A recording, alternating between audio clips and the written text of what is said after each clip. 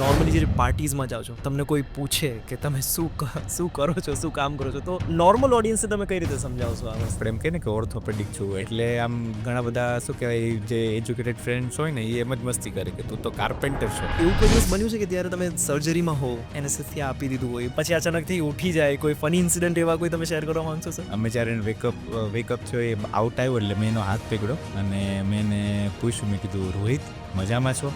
તો એને મેં સીધું એવું જ કીધું કે હા પપ્પા મજામાં છું, તમે કેમ છો? અને આઈ વોઝ સો શોક્ડ એમ. પેલ્વિક એસેટેબ્યુલર જે સર્જરીઝ છે તો એમાં 3D પ્રિન્ટિંગ છે, રોબોટિક્સ છે, તો એનો શું ઇમ્પેક્ટ? પેલ્વિક સર્જરીની અંદર, હિપ સર્જરીની અંદર 3D પ્રિન્ટિંગનો ખૂબ મેજર રોલ હોય છે. એસેટેબ્યુલર ફ્રેક્ચર ઇન ફિક્સેશનમાં ટફેસ્ટ ચેલેન્જ શું હોય છે sir? Acetabulum trauma itself is a complex surgery. એસિટાબ્યુલમની અંદર એ વસ્તુ કોમ્પ્લેક્સ એટલા માટે થાય કે એસિટાબ્યુલમ એ એક લાંબુ હાડકું નથી, એ એક આખું રિંગ જોવા જાય તો એક આખું ગોળ હાડકું છે. પેશન્ટ્સ કોઈ ડૉક્ટર પાસે ગયા તો એમને કોઈ બીજી સર્જરી કરવાની હતી ને ઓલટુગેધર એમને બીજી સર્જરી કરી દેવામાં આવી છે. કોઈ બી એક ફિલ્ડ છે એની અંદર એક સારો માણસ હોય તો એક ખરાબ માણસ ક્યાંય ને ક્યાંય હોવાનો. જેમ દર્દીને ડૉક્ટર ભગવાન હોય છે એમ ડૉક્ટર માટે બી એ દર્દી નારાયણ હોય છે. આયુષ્માન કાર્ડ યસ જે લોકો પાસે એ હોય નહીં, યસ. તો તમે કઈ રીતે એમને પાસે તાત્કાલિક કાર્ડ નથી, કોઈ સગા નથી, તો એવી પરિસ્થિતિની અંદર વી ટ્રાય ટુ ઇવેલ્યુએટ કે આમને કાર્ડ જો આપણાથી ઇમરજન્સી ના હોય તો આપણે રોકાઈએ અને આપણે એને કાર્ડ નીકળે ત્યાં સુધી આપણે એને ફ્રીમાં ટ્રીટમેન્ટ આપીએ. મેં એવા લોકોની કહેતા સાંભળ્યા છે કે ભાઈ હવે વરસાદ આવે ને તો મને હવે ગોઠણમાં દુખાવો ચાલુ થશે. એવું મારા ધ્યાનમાં નથી કે પેશન્ટને વરસાદ આવવાનો હોય તો એના ગોઠણના દુખાવાના પહેલાં એને ખબર પડી જાય કે વરસાદ આવવાનો છે. કોઈ એવી સિચ્યુએશન આવી છે જ્યારે સર્જરી કરી હોય અને હાથ ધ્રુજવાનો ચાન્સીસ બન્યા કે એવું થયું છે? અંકલ હોય, કાકા કાકી હોય, કઝિન હોય, એમની કોઈ સર્જરી કરવી પડે તો સ્ટાર્ટિંગના લેવલમાં વી હેવ ટુ થિંક ટ્વાઇસ કે હું કરું અને સારું જ થશે ને. પણ over the time A fear હવે નીકળી ગયો છે. As a doctor what is your favourite surgery? Personally મારું ફેવરેટ છે, મને hip replacement I like it. Orthopaedic surgeries જે બી આપણે કાઉન્ટ કરીએ તો એમ એઆઈનો શું રોલ હોય છે? એઆઈ બેઝિકલી અત્યારે આમ જોવા જાય તો આપણે એનો જો ઉપયોગ સારી રીતે કરીએ તો આપણું એક ડિજિટલ ટ્વિન છે.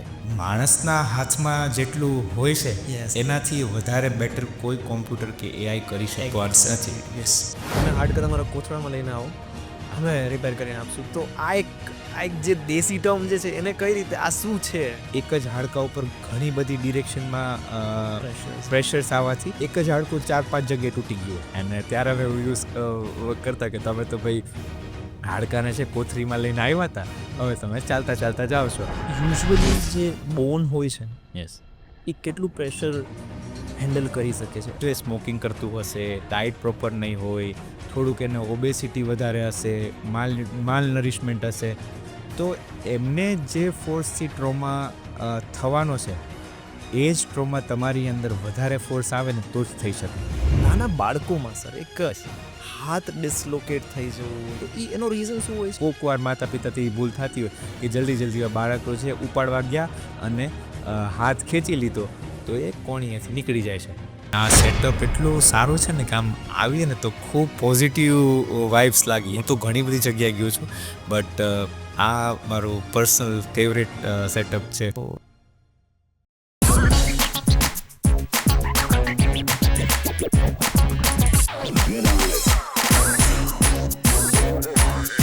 Portrip, the Gujarati podcast show. Welcome to the new episode of portrait, journey of ideas, thoughts and experiences. આજે આપણી સાથે એક વિશેષ ગેસ્ટ છે, એક સર્જન, એક લાઈફ સેવર છે, જેમણે 4500+ ટ્રોમા સર્જરીઝ કરેલી છે અને 1000+ જોઈન્ટ રિપ્લેસમેન્ટ સર્જરીઝ કરેલી છે. જો જોઈન્ટ રિપ્લેસમેન્ટ એક આર્ટ હોય તો એ ડૉક્ટર એમના માઇસ્ટ્રો છે. સો without wasting time, I would like to welcome the one and only Dr. Priyank Bagathariya. Sir, please welcome. Thank you, Danish, for welcoming me. I am so humbled and at the same time હું બહુ મારી જાતને શું કહેવાય ભાગ્યશાળી માનું છું કે આજે તમારી સમક્ષ બેસી અને મને આ મોકો મળ્યો છે તમારી સાથે વાત કરવાનો. Thank you for being here. Thank you for being. Without wasting time, sir, મારે ઘણું નોલેજ જાણવું છે because this term, orthopedic term itself is a very, very new for me. And new તો નહીં કહું બટ સર એક એવી term જે છે કે જેનું મને નોલેજ બહુ ઓછું હશે. સો આજે મારા માટે બી બહુ એક સ્પેશિયલ એપિસોડ હશે. First of all I would like to ask કે ઓર્થોપેડિક બ્રાન્ચ કેમ ચૂઝ કરી sir? That's my main question right now. Yes. તો ડેનિશ એમાં એવું હતું કે જ્યારે હું 11th-12thમાં હતો એટલે એક થોટ મને તો હતી જ કે મારે ડૉક્ટર બનવું છે. પણ મારા પેરેન્ટ્સનું બી એવું થોટ અને એમનો સપોર્ટ બી હતો કે હું ડૉક્ટર બનું. અ, ત્યારે છે ને હું નાનો હતો ને ત્યારે મમ્મી છે મને ત્યાં નજીકના એમના ઓર્થોપેડિક ફ્રેન્ડ છે ત્યાં ઘણી વખતે વારંવાર કોઈ બી કારણોસર જવાનું થતું. મમ્મી બેંકમાં જોબ કરતા તો ઘણી વખતે બેક પેન, ની પેન એના માટે ત્યાં અમે જતા. તો હું ત્યાં એમને જોઈને મને બહુ વાવ લાગતું કે વાવ સર તો જો કેટલા સરસ રીતે કામ કરે છે. ત્યાં એમનું નેચર, એમની ડિસિપ્લિન. તો એ સમયથી જ મેં વિચાર્યું હતું કે જો આપણે ફ્યુચરમાં બનવું હોય તો આવું જ કંઈક બની શકાય. પણ એ હજી થોટ શેપમાં આવ્યો નહોતો. એ ખાલી લમ્પ ઓફ ક્લે જેવો થોટ હતો. પણ આ થોટ મેં મારા માઇન્ડમાં, અનકોન્શિયસ માઇન્ડમાં ક્યાંક ને ક્યાંક હતો. એટલે જ્યારે મારું MBBS સ્ટાર્ટ થયું ત્યારે અમારે ઓર્થોપેડિકમાં રોટેશન્સ ચાલુ થયા, બીજી બધી ફિલ્ડ્સમાં રોટેશન ચાલુ થયા. ત્યારે પર્સનલી મેં એવું ઇવેલ્યુએટ કર્યું કે આઈ એમ મોર પ્રોન ટુ મેકેનિકલ વર્કિંગ. એટલે કે ઓર્થોપેડિક્સની અંદર જે સર્જિકલ કામ તો હોય જ છે બીજા બધા સર્જરી જેમ, પણ એડિશનલી મેકેનિકલ કામ થોડું વધારે હોય છે. એટલે કે મેકેનિકલ ઇન ધ સેન્સ કે સ્ક્રૂ સાથે કામ કરું, પ્લેટ સાથે કામ કરું, નેલ સાથે કામ કરું. તો એ મને પર્સનલી બહુ ફેસિનેટિંગ લાગતું.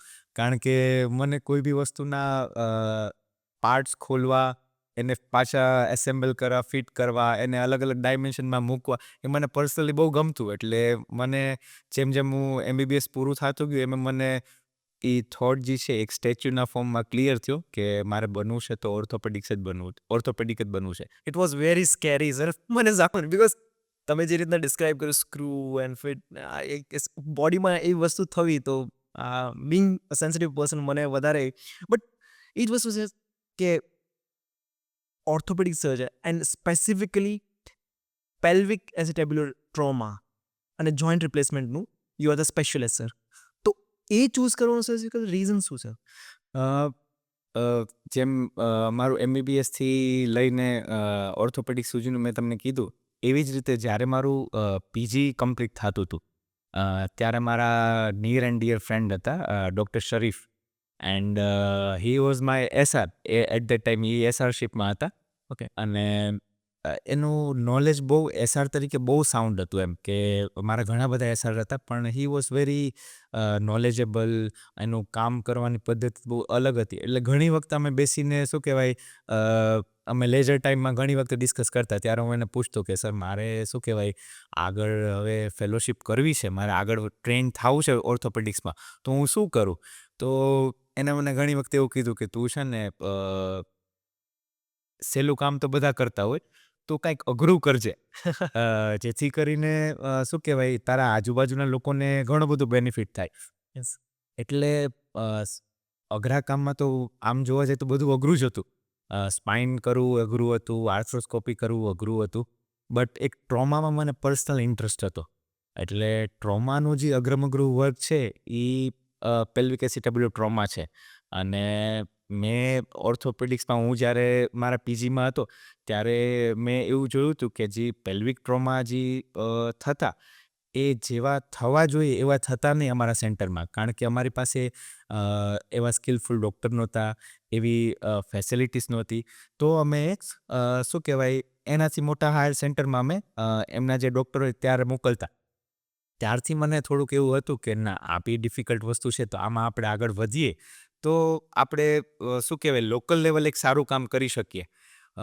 અને પ્લસ થોડુંક ચેલેન્જિંગ કામ મને ઘણું બધું આમ મને એડ્રિનાલિન રશ આપતું હોય એટલે મેં આ ફિલ્ડ ચૂઝ કરી.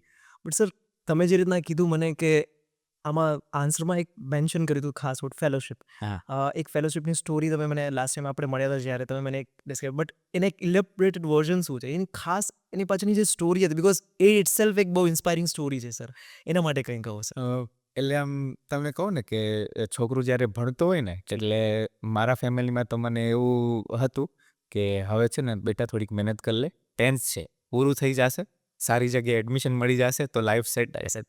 એટલે આપણે 10થમાં મહેનત કરીને 11-12 સાયન્સ પાસ કર્યું. પછી 12થની અંદર એ જ ફાધર મધર હતા એવો સપોર્ટ હતો કે બેટા 12th સારી રીતે પાસ કર તો સારી ફિલ્ડમાં એડમિશન મળી જશે. Yes, correct. એટલે MBBSમાં બી સેમ એવું થયું અને MBBS થયા પછી બી ઓર્થોપેડિક્સમાં સેમ એડમિશન મળ્યું. એટલે આ જર્ની કોઈ દિવસ મારી ફિનિશ ના થઈ. એટલે જ્યારે અમારું આ મારા સિનિયર્સ ભેગું ડિસ્કશન થતું ત્યારે અમે એક એવા કન્ક્લુઝન ઉપર આવ્યા હતા કે મારે પેલ્વિક એસિટેબલ ટ્રોમામાં આગળ શું કહેવાય પારંગત થવું છે, મારે ફેલોશિપ કરવી છે. Okay. હવે એના પ્રોપર મેન્ટોર કોણ કે એવા દિગ્ગજ એવા કોઈ ડૉક્ટર હોય જે આપણને શીખવાડે અને આપણી સ્કિલ વધે તો આપણે શું કહેવાય લોકોનું બેનિફિટ કરી શકીએ. Yeah. એટલે જેમ અર્જુને દ્રોણાચાર્યને અથવા તો દ્રોણાચાર્ય જેમ અર્જુનને ચૂઝ કર્યા હતા અને પછી જ્યારે અર્જુનનું દુનિયામાં નામ થયું એવી રીતે મારા દ્રોણાચાર્ય કોણ? એટલે અમે મારા સરે ઘણું બધું અને મેં રિસર્ચ કર્યું તો ત્યારે અમને દિલ્હીની અંદર બહુ મોટા સર્જન હતા એમનું એડ્રેસ મળ્યું અને પછી ડૉક્ટર રમેશ સેન એમનું અમને મળ્યું. એટલે હું first time as a casually આમ ડૉક્ટર રમેશ સેનની ઓફિસમાં એમને મળવા ગયો. એટલે એ તો બહુ મોટા સર્જન છે. He is like Amitabh Bachchan in field of orthopaedics. એમ બહુ જ મોટી હસ્તી છે. એટલે મને એવું હતું કે મને એમના જોડે વાત કરવાનો મોકો જ નહીં મળે. મને બહારથી એમના સેક્રેટરી હશે એ બહારથી મને બીજી ડેટ આપીને મોકલી દેશે. But સમહાઉ I manage to talk with him. એટલે હું ગયો પછી બધું મેં ડિસ્કસ કર્યું અને ત્યારે મને એવી જાણ થઈ કે સરની પાસે ફેલોશિપ માટે 3 yearsનું વેઇટિંગ છે. Whoa. And then you have to pass your written exam and interview. After that you get qualified for fellowship. Fellowship. એટલે એ અમારી શોર્ટ 5 મિનિટ્સની મિટિંગ થઈ ને એની અંદર સરે મને થોડુંક આમ નાઇસલી અને સારા વર્ડ્સમાં આવી રીતે બધું મને કહી દીધું કે આવી રીતે છે.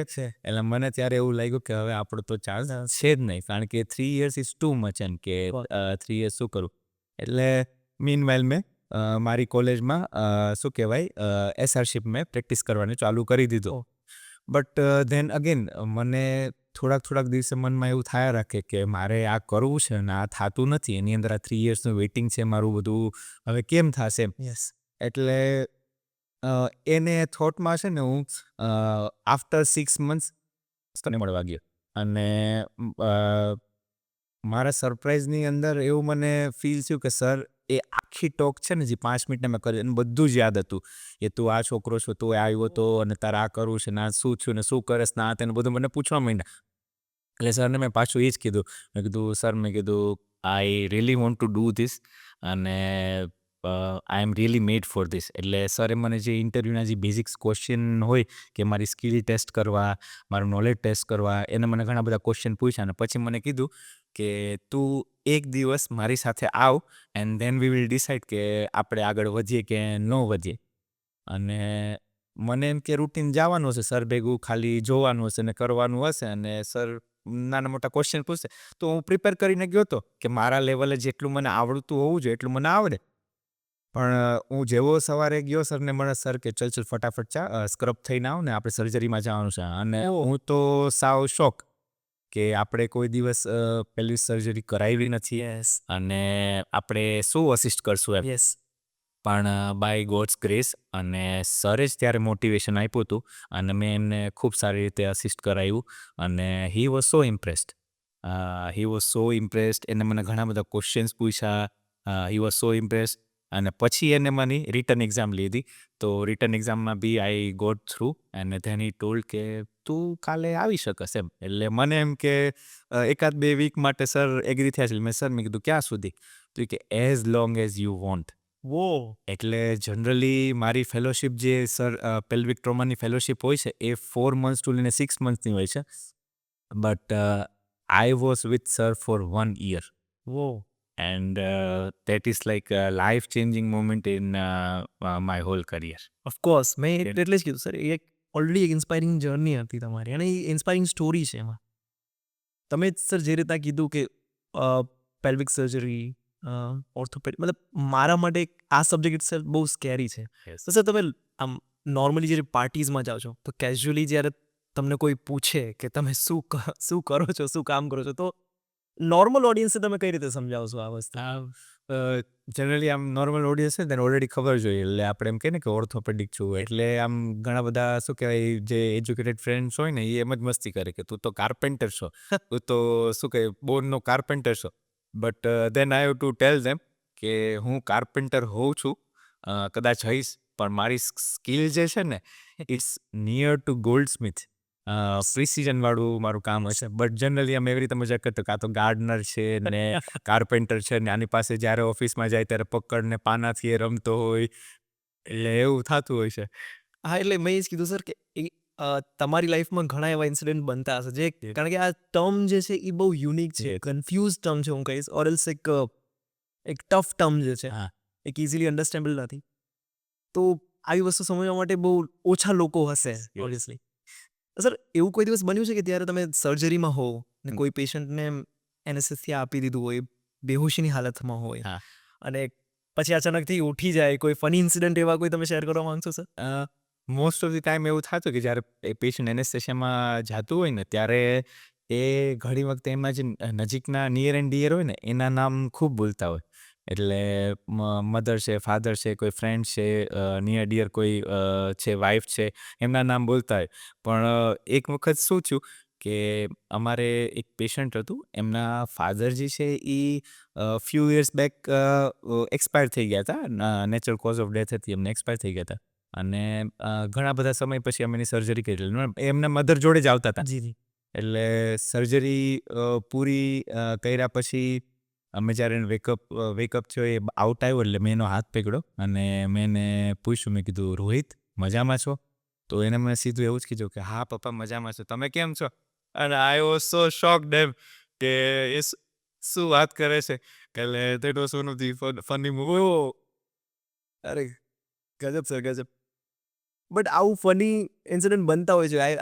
મારા ઘણા ફ્રેન્ડ્સ જે છે, ડૉક્ટર્સ છે, ઘણા લોકોને મળેલો છું, તો એમણે કીધું જ છે કે એનેસ્થેસિયા જ્યારે આપવામાં આવે છે ત્યારે જ્યારે પેશન્ટ ઉઠે છે હા. ત્યારે એવા ઘણા ફની ઇન્સિડન્ટ બને છે. સર આજે બધા સેક્ટર્સમાં ક્યાંય ને ક્યાંય મશીનરીઝ ને બધા ઇન્વોલ્વ, રોબોટિક્સ ને બધું ઇન્વોલ્વ થવા મળ્યું છે. In pelvic, specifically pelvic acetabular જે સર્જરીઝ છે, તો એમાં 3D પ્રિન્ટિંગ છે, રોબોટિક્સ જે છે, તો એનો શું ઇમ્પેક્ટ છે ને એ આખી વસ્તુઓ એમાં શું મેજર ચેન્જીસ લાવે છે? બેઝિકલી છે ને રોબોટિક્સ અને એઆઈ તો અત્યારની જે એડવાન્સ ટેકનોલોજી પ્રમાણે અત્યારે બધા રિસર્ચ ચાલી રહ્યા છે. એની પહેલાં જે આપણું જે એનું જે લેસર વર્ઝન રોબોટિક્સ તો ઓલરેડી ઓર્થોપેડિક્સની ફિલ્ડમાં હતું જ. Yeah. ઘણા બધા ઇન્ડિયાની અંદર ની સર્જરી કરવાવાળા ઘણા બધા પારંગત સર્જનો છે. એ લોકો રોબોટનો ભરપૂર યુઝ કરે છે. એની સાથે સાથે નેવિગેશન સિસ્ટમ બી યુઝ કરતા હોય છે. અને હવે લેટેસ્ટ એઆઈનું ઇમ્પ્લિકેશન કેટલું છે એ હવે આવનારો ટાઈમ કહેશે, પણ એઝ યુ આસ્ક કે 3D પ્રિન્ટિંગ, યસ. તો પેલ્વિક સર્જરીની અંદર, હિપ સર્જરીની અંદર 3D પ્રિન્ટિંગનો ખૂબ મેજર રોલ હોય છે.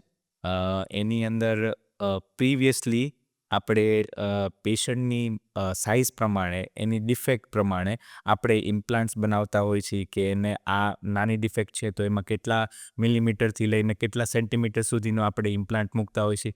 તો એ 3D પ્રિન્ટિંગથી ઘણું બધું ઇઝીયર થઈ ગયું છે. ઓકે.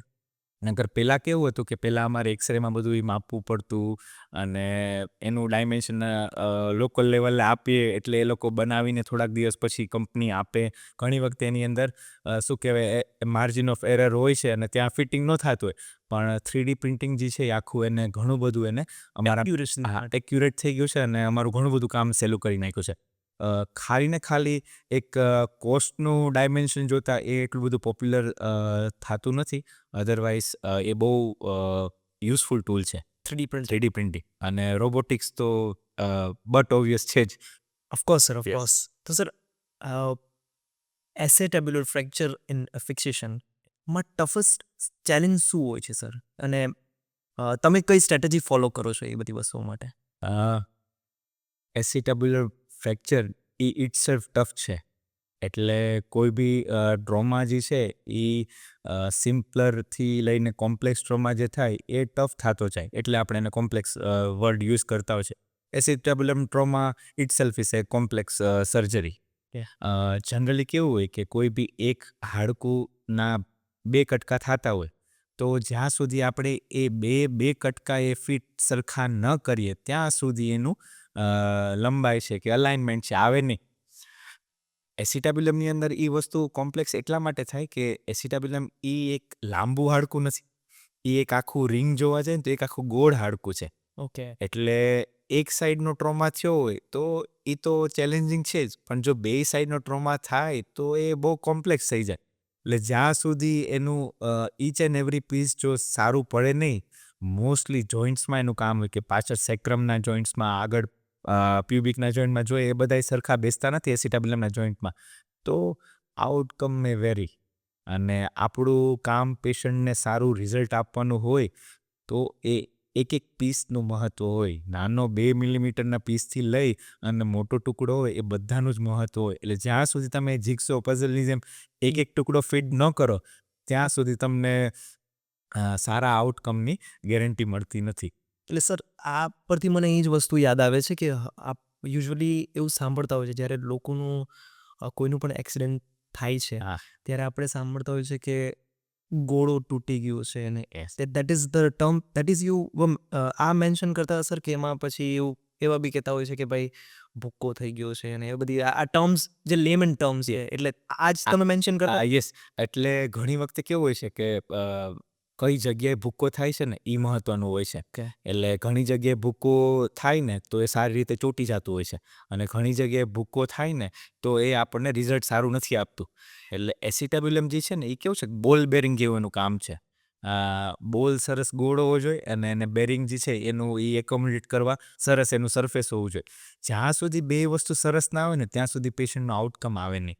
ઓકે. એટલે નિયર અબાઉટ આપણે એવું કહી શકીએ કે ભૂક્કો થાય, શું કહેવાય, સારી રીતે જોડાય, એ બધું તમે પૂછ્યું એવી રીતે કહી શકાય. એટલે આ સેમ ટર્મ્સ છે અમે જે રીતના આ હા, yes.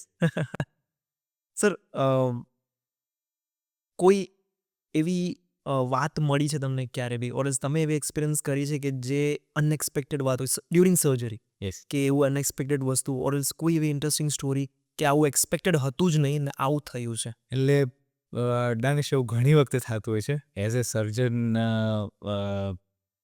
ઇફ્સ and buts and do's and don'ts ને એવું ઘણું બધું ઇન્ટ્રા ઓફ તમારો ઘણા બધા પ્લાનિંગ સાથે બી તમે કર્યું તો ઘણું બધું એમર્જિંગ થતું હોય. યસ. અમારા કેસીસની અંદર મોસ્ટલી ઓપન ફ્રેક્ચર થાય. ઓપન ફ્રેક્ચર એટલે કે એને એક વુન્ડ થયો છે મોટો, ઓકે. અને એની સાથે સાથે એને ફ્રેક્ચર થઈ છે. એટલે ઘણી વખતે એવો કોઈ પદાર્થ હોય જે એક્સરેમાં અમને દેખાતો ન હોય અને એ ડ્યુરિંગ સર્જરી અમને મળતું હોય છે. તો એની અંદર માટીથી લઈ, ઘાસથી લઈ અને ઘણી વખતે નાના નાના જંતુ બી મળતા હોય છે. એ થોડુંક સ્કેરી હોય, બટ મોટા ભાગે we are well prepared for that. અને આવું બહુ ઓછા કેસીસમાં થતું હોય. જનરલી બહારના નાના સેન્ટરથી પેશન્ટ આવ્યું હોય ને એને ઓલરેડી ટાંકા લઈ લીધા હોય, જ્યારે અમે ઓટીમાં એને રીએક્સપ્લોર કરીએ ત્યારે આવું ઘણું બધી વખત જોવા મળતું હોય છે. સિરિયસલી સર આ ક્યાંય ને ક્યાંય એપિસોડ વધારે સ્કેરી બંદરો જાય છે મારા માટે. બટ ઓબ્વિયસલી સર તમે આ કામ કરો છો તમને વધારે ખબર હશે. મેં ઓફ ટુ ધ પોઈન્ટ એક ઓફ રેકોર્ડ એક ક્વેશ્ચન પૂછવા માંગીશ કે મેં ઘણી વખતે ન્યૂઝમાં જોયેલું છે કે ડૉક્ટર્સ પેશન્ટ્સ કોઈ ડૉક્ટર પાસે ગયા તો એમને કોઈ બીજી સર્જરી કરવાની હતી ને ઓલ ટુગેધર એમને બીજી સર્જરી કરી દેવામાં આવી છે. તો એ નેગ્લિજન્સી એવું એના માટે સર તમે શું કહેવા માંગશો કે એ એક પ્યોરલી એક નેગ્લિજન્સી છે ને એ એવું શું કામ થાય છે? બિકોઝ ઘણા cases we have seen that, ઘણા વખત રિસન્ટ ફ્રિકવન્ટલી ન્યૂઝમાં આવતું હોય છે. તો why is it so? So it's basically ડેનિશ હ્યુમન નેચર. Yeah. એટલે આમ જોવા જાય તો ડૉક્ટરનું જે ફિલ્ડ છે એ આમ અટમોસ્ટ પાયસ અને રિસ્પેક્ટેબલ પ્રોફેશન. કોર્સ. લાઈક વર્ષોથી શું કહેવાય લોકો ડૉક્ટરને ભગવાનની જેમ માને છે. કરેક્ટ. યસ. પણ ક્યાંક ને ક્યાંક એક ગ્રોથ ફેક્ટર, ઇકોનોમિક, ફાઇનાન્સ નો જ્યારે પોઈન્ટ વધતો હોય છે ત્યારે કેવું કે પાંચે આંગળી સરખી ના હોય. યસ. જેમ કોઈ બી એક ફિલ્ડ છે એની અંદર એક સારો માણસ હોય તો એક ખરાબ માણસ ક્યાંય ને ક્યાંય હોવાનો. પણ એઝ સચ ડૉક્ટર્સની ફિલ્ડમાં બહુ ઓછું બનતું હોય છે. જનરલી કોઈ ડૉક્ટર જે છે એ જાણી જોઈને કંઈ કરતો નથી હોતું. પણ આપણે જેમ શું કે ઘરેથી બારે રસ્તામાં જતા હોય તો આપણે શું કહેવાય એવું વિચારીને ન જતા હોય કે આજે એવું શું કે બાઇક પાડીને જાઓ કે સ્લીપ થઈને આવો કે પગ ભાંગીને આવો. એમ સેમ ડૉક્ટર ભેગું ઘણી વાર થાય કે એ એટલો વેલ પ્રિપેર્ડ હોય પણ એઝ અ હ્યુમન એને ક્યાંય ને ક્યાંય નાનું એવું ચેલેન્જ આવ્યો ને એ ટેકલ ના કરી શકે તો that may result in to complication or that may result in to errors. Errors એમ. અને ઓર્થોપેડિકની અંદર મોસ્ટ કોમન એરર છે કે કરવાનું હતું જમણા પગનું થઈ જાય ડાબા પગનું. Exactly. But that's all dependent on how careful you plan your surgery, how train તમારો સ્ટાફ છે, exactly the team. Yes team, અને ડૉક્ટર્સ કેટલી કાળજી રાખે છે એના જે એસઓપીસ હોય છે જનરલી સર્જરીના એસઓપીસ હોય છે ત્યારે જ જ્યારે પેશન્ટ અવેક હોય છે ત્યારે અમે હંમેશા એકવાર કન્ફર્મ કરતા જ હોય છે કે તમારે જમણો પગ જ દુખે છે. એટલે આફ્ટર એનેસ્થેશિયા તો એને બે પગ સરખા જ લાગે કે હા ને, પણ બિફોર સર્જરી મારો એક એસઓપી એવો છે કે હું એને પૂછી લઉં કે તમારો જમણો પગ જ છે ને. અને before anaesthesia I always check my patient, I personally check my patient. That is better sir. નહીં, ઓબ્વિયસલી સર, ઘણા ડૉક્ટર્સ જે છે એ ઘણા નહીં, ઓલમોસ્ટ એવરી ડૉક્ટર્સ, બટ આ વસ્તુ જે મેં કીધી કે અમુક વસ્તુ થતી હોય તો એ Yes. વધારે હાઇલાઇટ થઈ જાય બિકોઝ બહુ ઓછા ઓલામાં થતું હોય. એઝ એ ડૉક્ટર હું તમને એવું કહીશ કે ડૉક્ટર પ્રોફેશનની અંદર આ લીસ્ટ બાકી બધાય પ્રોફેશનની કમ્પેરમાં બધા જ પ્રોફેશન સારા છે પણ એઝ એ ડૉક્ટર પ્રોફેશનની પર્સનલી મને એવું લાગે છે કે શું કહેવાય આવું બધા એરર્સ બહુ ઓછા થતા હોય છે. પ્લસ એક ડૉક્ટર માટે એનું દર્દી, જેમ દર્દીને ડૉક્ટર ભગવાન હોય છે એમ ડૉક્ટર માટે બી એ દર્દી નારાયણ હોય છે, એટલે એ બી એને ભગવાનની જેમ જ ટ્રીટ કરવાનો પ્રયત્ન કરતો હોય. ના, I totally agree with it. But આ એક વસ્તુ અમુક વાર જે એરર્સ થઈ જાય છે તો એ વધારે નોટિસ કરવામાં આવે અને યુ નો મીડિયા. યસ. પેલા જેવું છે, મેં તમને કીધું ને કે ઘણી વખતે એવું જ થતું હોય છે કે આપણે વિચારીને ન નીકળ્યા હોય કે આજે એક્સિડન્ટ થાય, પણ ઘણી વખતે હ્યુમન લિમિટેશન્સ હોય ત્યાં આવું થતું હોય છે. હા, તો સર તમે જે રીતે કીધું કે સર્જરીઝમાં અનએક્સપેક્ટેડ વાતો થતી હોય છે, સ્ટીલ તમે તમારી પાસે જે લોટ જે છે સર્જરીનો Yes. અહીંયા જુનાગઢ ઇટસેલ્ફમાં Yes. એ કેટલો છે sir? I just want to know that thing just for my info.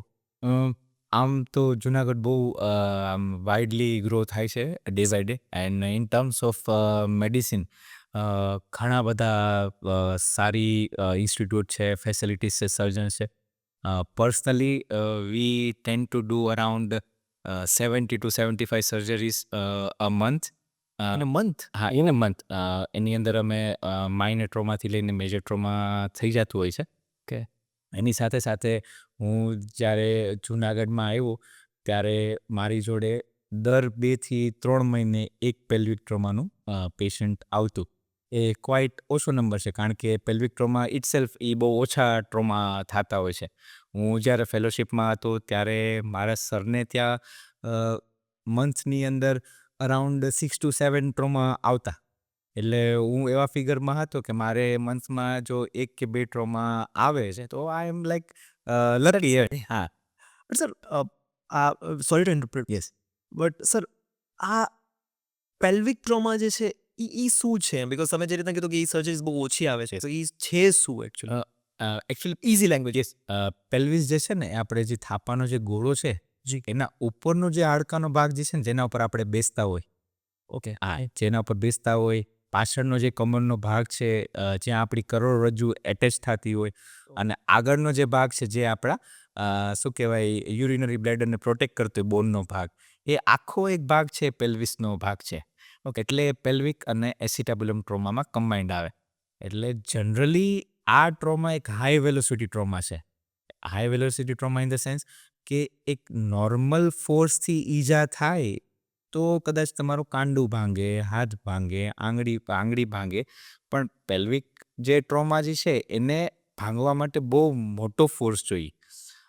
અને જનરલી આ જે છે એ કેવું છે કે જ્યાંથી એક્સપ્રેસ હાઈવે નીકળતો હોય અથવા તો ઇન્ડસ્ટ્રીયલ એરિયા હોય જ્યાં મોટી હાઇટના કામ થતા હોય ત્યાંથી કોઈ પડે અથવા તો નેશનલ હાઈવે ઉપર કે એક્સપ્રેસ હાઈવે ઉપર એક્સિડન્ટ થાય તો એની અંદર આ ટ્રોમા જોવા મળતું હોય, કારણ કે એક સ્પીડ જે છે એ આમાં કામ કરતી હોય છે.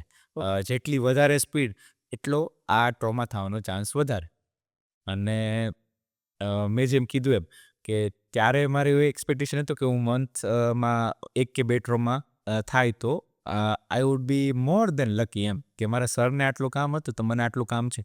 બટ હવે જેમ જેમ દિવસો જતા જાય છે એમ મારી પાસે પર્સનલી મને શું કે મંથના હું 6 to 7 સર્જરી સુધી હું પહોંચી જાઉં છું ઘણી વખત. In Junagadh self. હા સર, ઇન જુનાગઢ ડેનિશ. તો ઇટ મીન્સ કે જુનાગઢમાં આટલા એક્સિડેન્ટલ ડેમેજીસ થાય છે. પણ એમાં મોટાભાગના જે પેશન્ટ હોય એ જુનાગઢના હોય છે, આજુબાજુના વધારે હોય છે, ઉના, કોડીનાર એ બાજુના વધારે હોય છે. ઘણી વખત રાજકોટથી બી પેશન્ટ્સ આવતા હોય છે. અને એની સાથે સાથે રૂટીન વર્ક જે આપણે કરતા હોય છે, હિપ રિપ્લેસમેન્ટ, ની રિપ્લેસમેન્ટ, એ બી ઘણા બધા જુનાગઢમાં પેશન્ટ્સ છે. તો સર જે તમે આ જે સર્જરીઝ કરો છો, તમે જે રીતના કીધી કે પેલ્વિક સર્જરીઝ છે ઓર હિપ રિપ્લેસમેન્ટ, ની રિપ્લેસમેન્ટ્સ, તો એક ગવર્મેન્ટની એક યોજના છે PMJ યોજના, આયુષ્માન કાર્ડ જેમ કે છે, તો એ બધી સર્જરીઝ જે છે એ આ યોજનામાં આવે છે સર? ગવર્મેન્ટે PMJ યોજનાની અંદર મોટા ભાગની બધી સર્જરી આવરવાની એમને ખૂબ સારી કોશિશ કરેલી છે. એની અંદર પેલ્વિક ટ્રોમાની સર્જરી બી આવી જાય છે, હિપ રિપ્લેસમેન્ટ બી આવી જાય છે અને ની રિપ્લેસમેન્ટ બી આવી જાય છે. એટલે વાઇડલી પોપ્યુલર જે આ જે ઓર્થોપેડિકની જે એક high yielding surgery, high yielding the sense કે એક ફાઇનાન્સ લેવલે અને એક રિઝલ્ટના લેવલે, એ બધી જ સર્જરી સરકારે PMJ યોજનાની અંદર આવરી લીધી છે. ઓકે સર, તો એ બધી સર્જરીઝ જે છે યસ, એ PMJ યોજનામાંથી કરવામાં આવે યસ. તો એના બેનિફિટ્સ, નોર્મલી કરવામાં આવે તો એના બેનિફિટ્સ છે, ઓર આમાં કરીએ તો એના બેનિફિટ્સ એ કઈ રીતે? બંને આમ મારી દ્રષ્ટિએ તો સરખું જ હોય છે. એક પેશન્ટને જે ફાયદો જે થવાનો છે એ 2 ફાયદા થવાના છે, કે એક તો ફાઇનાન્શિયલ જે ફાયદો છે એ પેશન્ટને જે ચૂકવવા નથી એ પડતા એ સરકાર ચૂકવે છે. કરેક્ટ. બરાબર છે, એ જ એમાઉન્ટમાં ચૂકવે છે જ્યારે આપણે હિપ રિપ્લેસમેન્ટ, ની રિપ્લેસમેન્ટની વાત કરી ત્યારે. અને એની સામે જે ડૉક્ટર કરનારો સર્જરી છે એ બી સેમ જ છે. એ તમે PMJ યોજનામાં કરાવો કે એઝ સચ બીજી કોઈ સ્કીમમાં કે કરાવો તો એ તો સેમ જ છે. તમને આઉટકમ જે છે એ સેમ જ આપવાનું છે, પણ એની સામે PMJની અંદર તમારે સરકાર તમારું પેમેન્ટ કરે છે. એટલે એક તમારું જે ફાઇનાન્શિયલ બર્ડન છે ને સરકાર ઘટાડી દેશે અને એની સામે કામ તો તમને એ જ લેવલનું ને એટલું જ સારું મળવાનું છે. નહીં, I totally agree, and it is one of the best યોજના સર. હું એમ માનીશ કે આ બધી સર્વિસ જે છે, બેનિફિટ્સ જે છે ગવર્મેન્ટ આપે છે, એ વન ઓફ ધ બેસ્ટ છે. બિકોઝ ઘણા લોકો જે છે એ આના બેનિફિટ્સ ઉપાડે છે અને બહુ યુઝફુલ છે, સ્પેશિયલી ફોર એક લોઅર મિડલ ક્લાસ માટે તો બહુ જ ઇમ્પોર્ટન્ટ છે. સર આના પરથી હું એક ક્વેશ્ચન પૂછીશ કે એના માટે ક્રાઇટેરિયાઝ હોય છે, like criteria Ayushman card, yes sir, જે લોકો પાસે એ હોય નહીં યસ, તો તમે કઈ રીતે એમને, બિકોઝ દેટ્સ ધ પોઈન્ટ કે કદાચ અમુક લોકો પાસે હોતા નથી, ઇન્સ્ટન્ટલી એમને કરાવવાનું હોય છે, એમની પાસે પૈસા બી નથી હોતા અને કાર્ડ બી નથી હોતું, હાઉ કઈ રીતે મેનેજ થઈ શકે? કેવું છે કે કોઈ બી વસ્તુ ઇમ્પોસિબલ તો છે નહીં. એટલે if you want to manage you can manage સમહાઉ. Of course.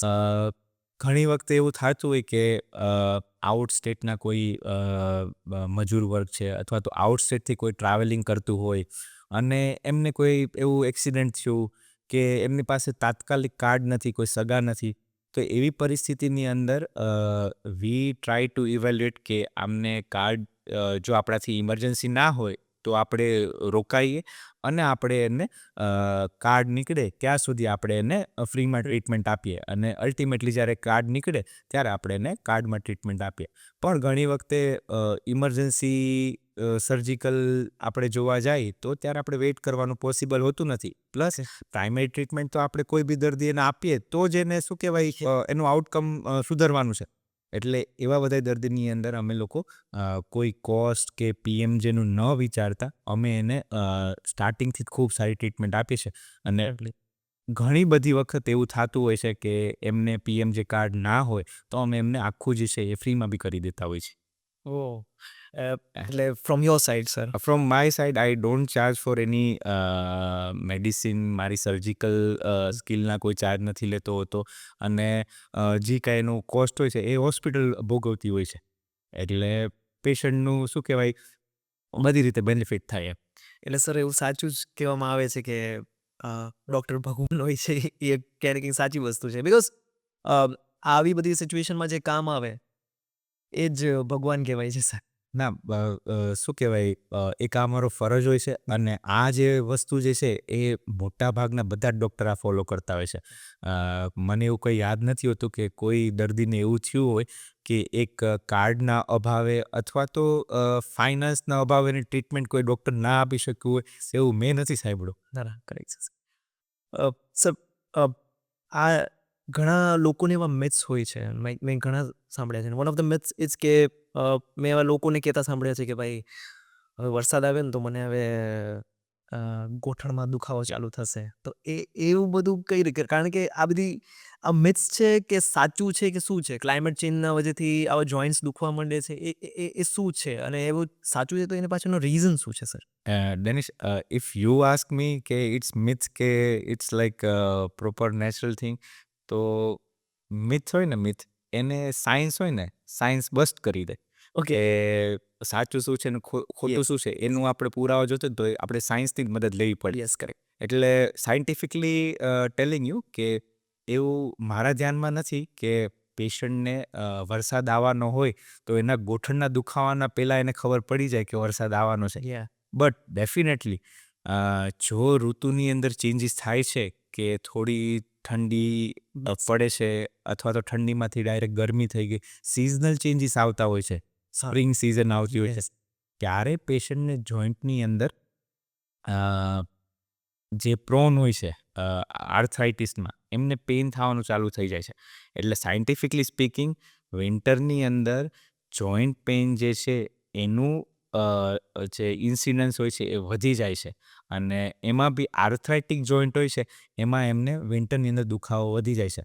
અને એનું કારણ જે છે એ એક શરીરની રચના છે કે શરીરની અંદર ટેમ્પરેચરના શું કહે જોઈન્ટની અંદર એના ટેમ્પરેચરના પેઇનના રિસેપ્ટર્સ હોય છે, અને એ પેઇનના રિસેપ્ટર જે હોય છે એ ટેમ્પરેચરથી ઇન્ફ્લુઅન્સ થતા હોય છે. ઓકે. એટલે ઠંડીમાં જોઈન્ટનો દુખાવો વધે, એ સાચી વાત છે. ક્લાઇમેટ ચેન્જની વજહથી એમ તમને બોડીમાં ફીલ આવો. હા. બટ ઇટ્સ નોટ લાઈક કે જ્યારે મને દુખાવો ચાલુ થયો ઇટ્સ લાઈક દેટ કે હા વરસાદ આવવાનો છે એવું તો. યસ, બટ એવું કહી શકાય કે મને દુખાવો ચાલુ થયો છે તો કદાચ હવે ઠંડીનું મોસમ ચાલુ થવાનું છે. ઓકે. તો એટલે બોડીને ખબર પડી જાય. હા, બોડીને ખબર પડી જાય છે. ગ્રેટ. સર જ્યારે ની રિપ્લેસમેન્ટ થાય છે ઓર એલ્સ હિપ રિપ્લેસમેન્ટ થાય છે, તો એમાં વર્સ્ટ કે સિનારીઓ શું હોય છે? લાઈક આફ્ટર ઇફેક્ટ્સ જે કહેવાય છે ને, કે ઇફ આઈ સપોઝ ઇફ મેં એવી કોઈ સર્જરીઝ કરાવેલી છે તો એની આફ્ટર ઇફેક્ટ્સ શું હોય છે, ને મારે પ્રિકોશન્સ કે મારે એના પછી પ્રિકોશન્સ કરતાં બી હું વર્ડ યુઝ કરીશ કે એના પછી મારે ધ્યાન શું રાખવાનું રહેશે કે મેં કોઈ બી ની રિપ્લેસમેન્ટ કરાવી ઓર એલ્સ હિપ રિપ્લેસમેન્ટ કરાવ્યું તો એના પછી મારે ધ્યાન શું રાખવાનું રહેશે? હિપ રિપ્લેસમેન્ટ અને ની રિપ્લેસમેન્ટ હવે કેવું છે કે આમ રૂટીન સર્જરીઝ થઈ ગઈ છે, અને જ્યારથી શું કહેવાય છેલ્લા 15 વર્ષની અંદર ની રિપ્લેસમેન્ટ અને હિપ રિપ્લેસમેન્ટ ટેકનોલોજીકલી વાઇઝ બહુ બેટર થઈ ગયા છે. Yeah. એટલે હવે એનો જે રેશિયો જે છે કે 1998ની અંદર શું કહેવાય ઓપીડીની અંદર આપણે 30% જે રિપ્લેસમેન્ટના કેસીસ હતા ને, એ અત્યારે 2025ની અંદર એ 30% રિપ્લેસમેન્ટના કેસીસ વધી અને ઓલમોસ્ટ 70% થઈ ગયા છે. એટલે એટલું બધું એ વધ્યું છે. અને આફ્ટર સર્જરીનું જે તમે કહો છો કે શું ધ્યાન રાખવું પડે ને આ કરવું પડે. And worst case સિનારીઓ sir, Yes. એમાં શું થાય છે? વર્સ્ટમાં વર્સ્ટ શું થઈ શકશે મને? વર્સ્ટમાં વસ્તુ એનો ફર્સ્ટ સ્ટેપ એવો છે કે તમારા ડૉક્ટરે તમને પ્રોપર કાઉન્સેલિંગ ના કર્યું હોય કે રિયાલિસ્ટિક શું થશે, કે એક હિપ રિપ્લેસમેન્ટ પછી ની રિપ્લેસમેન્ટ પછી તમારી ક્ષમતા શું રહેશે એમ. એટલે definitely you can do like most of the routine works જે આપણને ડે ટુ ડે લાઈફમાં જરૂરી હોય, આપણે એક જગ્યાએથી બીજું જગ્યાએ જવાનું હોય, બધું જ કામ આપણે સરસ શાંતિથી રિપ્લેસમેન્ટ પછી કરી શકીએ. પણ ઘણી વખતે કેવું થતું હોય કે પેશન્ટ્સ જે હોય એને સર્જરી થયા પછી એમ થાય કે હવે તો બધું દુખાવો હોય કે હવે મારે જેમ કરવું ચાલી મેન્ટલી ઘણા સ્ટ્રોંગ પેશન્ટ તો એવું વિચારતા કે હવે મારે જેમ કરવું એમ થઈ શકે. યસ. તો એની અંદર અમે જ્યારે રિપ્લેસમેન્ટ કરતા હોય ત્યારે 15 દિવસ એને શું કહેવાય ટાંકાનું ધ્યાન રાખવાનું કહેતા હોય ત્યારે પેશન્ટ અમુક વખતે ધ્યાન ન રાખતું હોય, એની જે ફિલ્મ હોય એ જાતે ઉખાડીને સ્ક્રેચ કરવા માંડતું હોય. અને સમટાઈમ્સ તો એવું જોયું છે કે જે એજવાળા પેશન્ટ હોય ને એ ઘરમાં કોઈનું ન સાંભળતા હોય. તો હમણાં થોડાક ટાઈમ પહેલાંનો જે ઇન્સિડન્સ છે, અમે એક મોટી ઉંમરના દાદા, અમારા નિયર એન્ડ ડિયર ફ્રેન્ડના દાદા હતા, એમનું અમે હેમી રિપ્લેસમેન્ટ હિપનું કરેલું. અને જનરલી અમે એ પછી એવું ના પાડતા હોય કે તમારે પલાઠી વાળીને બેસવાનું નહીં, હાલવા ચાલવાની તમને બધી જ છૂટ છે, બાકી બધી સીડી ચડવાની બધી છૂટ છે, એ ખાલી પલાઠી વાળવાની નહીં. તો somehow કોઈ બી કારણોસર લગ્નના પ્રસંગે હું એમના ઘરની નજીક ગયો હતો, તો એમને મને વેલકમ કર્યું કે સર તમે આવો ને દાદાને જોઈ જાઓ. તો આપણે કીધું કે ચાલો જોઈ આવે. અને હું જ્યારે ગયો ત્યારે દાદા હેપીલી 2 પગ પલાઠી વાળીને બેઠા હતા. અને એ વસ્તુ ના કરવી જોઈએ પણ એ દાદાએ કરેલી હતી.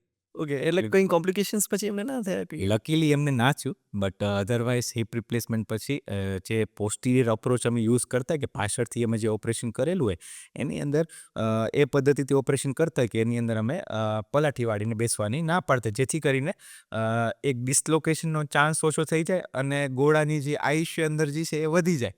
પણ આવું ઘણી વખતે બનતું હોય છે. બટ ઇટ્સ લાઈક દેટ કે હવે આ વસ્તુ બી બહુ એક રૂટીન વસ્તુ થઈ ગઈ છે. આવા કેસીસ ઘણા જોવા મળે છે કે જ્યાં રિપ્લેસમેન્ટ્સ બહુ ઇઝીલી લોકો કરાવી લે છે, એ ઓપ્ટ કરે છે કે ભાઈ હા. સર મેં આમાં એવું બી સાંભળેલું છે કે સ્પોર્ટ્સમાં ખાસ જે ક્રિકેટર્સ હોય છે અને બોલર્સ સ્પેસિફિકલી એમને આગળની એજમાં યુઝ્યુઅલી છે ને ની રિપ્લેસમેન્ટ આવે જ છે. What is the reason? મેં એવું સાંભળેલું છે, આઈ ડોન્ટ નો એકચ્યુઅલી એ એવું થાય છે કે નહીં. Because one of my friend is into sports and crickets, તો એને મને કીધેલું હતું કે ભાઈ આ રીતનું થાય છે. તો is it so? Yes, it's like more or less truth છે. એનું કારણ એવું છે કે થોડીક છે ને અવેરનેસ આ બાબતે નથી. ઇન્ડિયા તો આજે સ્પોર્ટનું મોટું આમ જોવા જાય તો બહુ મોટું હબ છે આમ ગ્લોબલ લેવલ ઉપર, અને ઘણા બધા ઇન્ડિયા પાસે એમર્જિંગ સ્પોર્ટ્સમેન છે. પણ જ્યારે કોઈ સ્પોર્ટ્સમેન હોય એ એના ઇનિશિયલ સ્ટેજની અંદર જોવે ને પ્રોપર ટ્રેનિંગ મળતી નથી, પ્રોપર કોચ મળતો નથી, તો એ ઘણી બધી વસ્તુનું એનામાં શું કહેવાય એરર આવતો હોય છે. એટલે જેમ કે પ્રોપર ફૂટવેર પહેરીને પ્રેક્ટિસ કરવી, પ્રોપર વોર્મઅપ કરીને, સ્ટ્રેચિંગ કરીને, જે શું કહેવાય રનિંગની છે કે શું કે જમ્પિંગની પ્રેક્ટિસ કરવી, એ ન કરવાથી ગોઠણ ઉપર મેકેનિકલ સ્ટ્રેસ બહુ વધી જાય છે. ઓકે. અને એ મેકેનિકલ સ્ટ્રેસને કોપઅપ કરવા માટે તમારે તમારા બોડીની ફિઝિકલ સ્ટ્રેન્થ એટલી સારી કરવી પડે કે તમે એ મેકેનિકલ સ્ટ્રેસને કોપઅપ કરી શકો. એટલે એ એક દિવસની વસ્તુ નથી. મિલ્ખા સિંઘ છે તો એક દિવસમાં નથી બની ગયા. Yes yes. બરાબર છે. એટલે ઘણા બધા વર્ષોની પ્રોપર ટ્રેનિંગ, પ્રોપર કોચિંગ સાથે કરતા હોય છે. તો આ બધા જે છે એરર્સ એ આફ્ટર લાઈફમાં, એટલે આફ્ટર એનું જ્યારે કેરિયર પૂરું થાય તો બધું ઓછું થઈ જતું હોય છે. એટલે ખાસ એ વસ્તુ ઉપર પ્રોપર ટ્રેનિંગ, પ્રોપર ફૂટવેર ઉપર અમે ઘણું બધું ધ્યાન દેતા હોય છે. ઓકે, સો ઇટ ઇઝ આવું એ- જોવા મળે છે yes. પોસિબિલિટીઝ. અને ઘણી વખતે તો બટ ઓબ્વિયસ હોય છે, જેમ કે કોન્ટેક્ટ સ્પોર્ટ્સ હોય છે, કબડ્ડી છે, રગ્બી છે, ફૂટબોલ છે, એની અંદર તો બટ ઓબ્વિયસ કોન્ટેક્ટ સ્પોર્ટ્સમાં સ્પોર્ટ્સ ઇન્જરી, ની ઇન્જરી થવાના ચાન્સીસ આમ બી વધારે હોય છે. એટલે that we can not relate to એક વેર એન્ડ ટેર ઓફ ની એમ. Okay sir, okay. સર તમે આના પ્રિવિયસલી એક વાત કીધી હતી કે તમે એક તમારા નિયર એન્ડ ડિયર ફ્રેન્ડ જે છે એના દાદાની જે વાત કરી. So I would like to ask you on that note કે કોઈ એવી સિચ્યુએશન આવી છે જ્યારે કે તમે જ્યારે સર્જરી કરી હોય અને તમારી સર્જરી કોઈ બી તમારા ડિયર વન્સ જે છે, ક્લોઝ જે છે એની કરવી પડી અને ત્યારે કોઈ એક ઇમોશનલ એક ઇમોશનલ સ્ટેટ પર તમે જતા રહ્યા ઓર હાથ ધ્રુજવાનો ચાન્સીસ બન્યા કે એવું એવું થયું છે સર?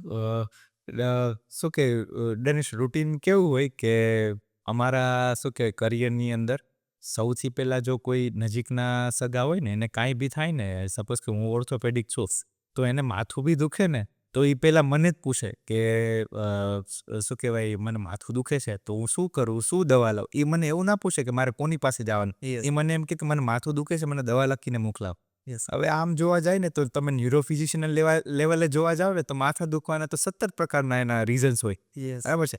બટ એ લોકોને એવી આશા હોય કે મારા ઘરનો માણસ છે તો મને સાચી સલાહ આપશે.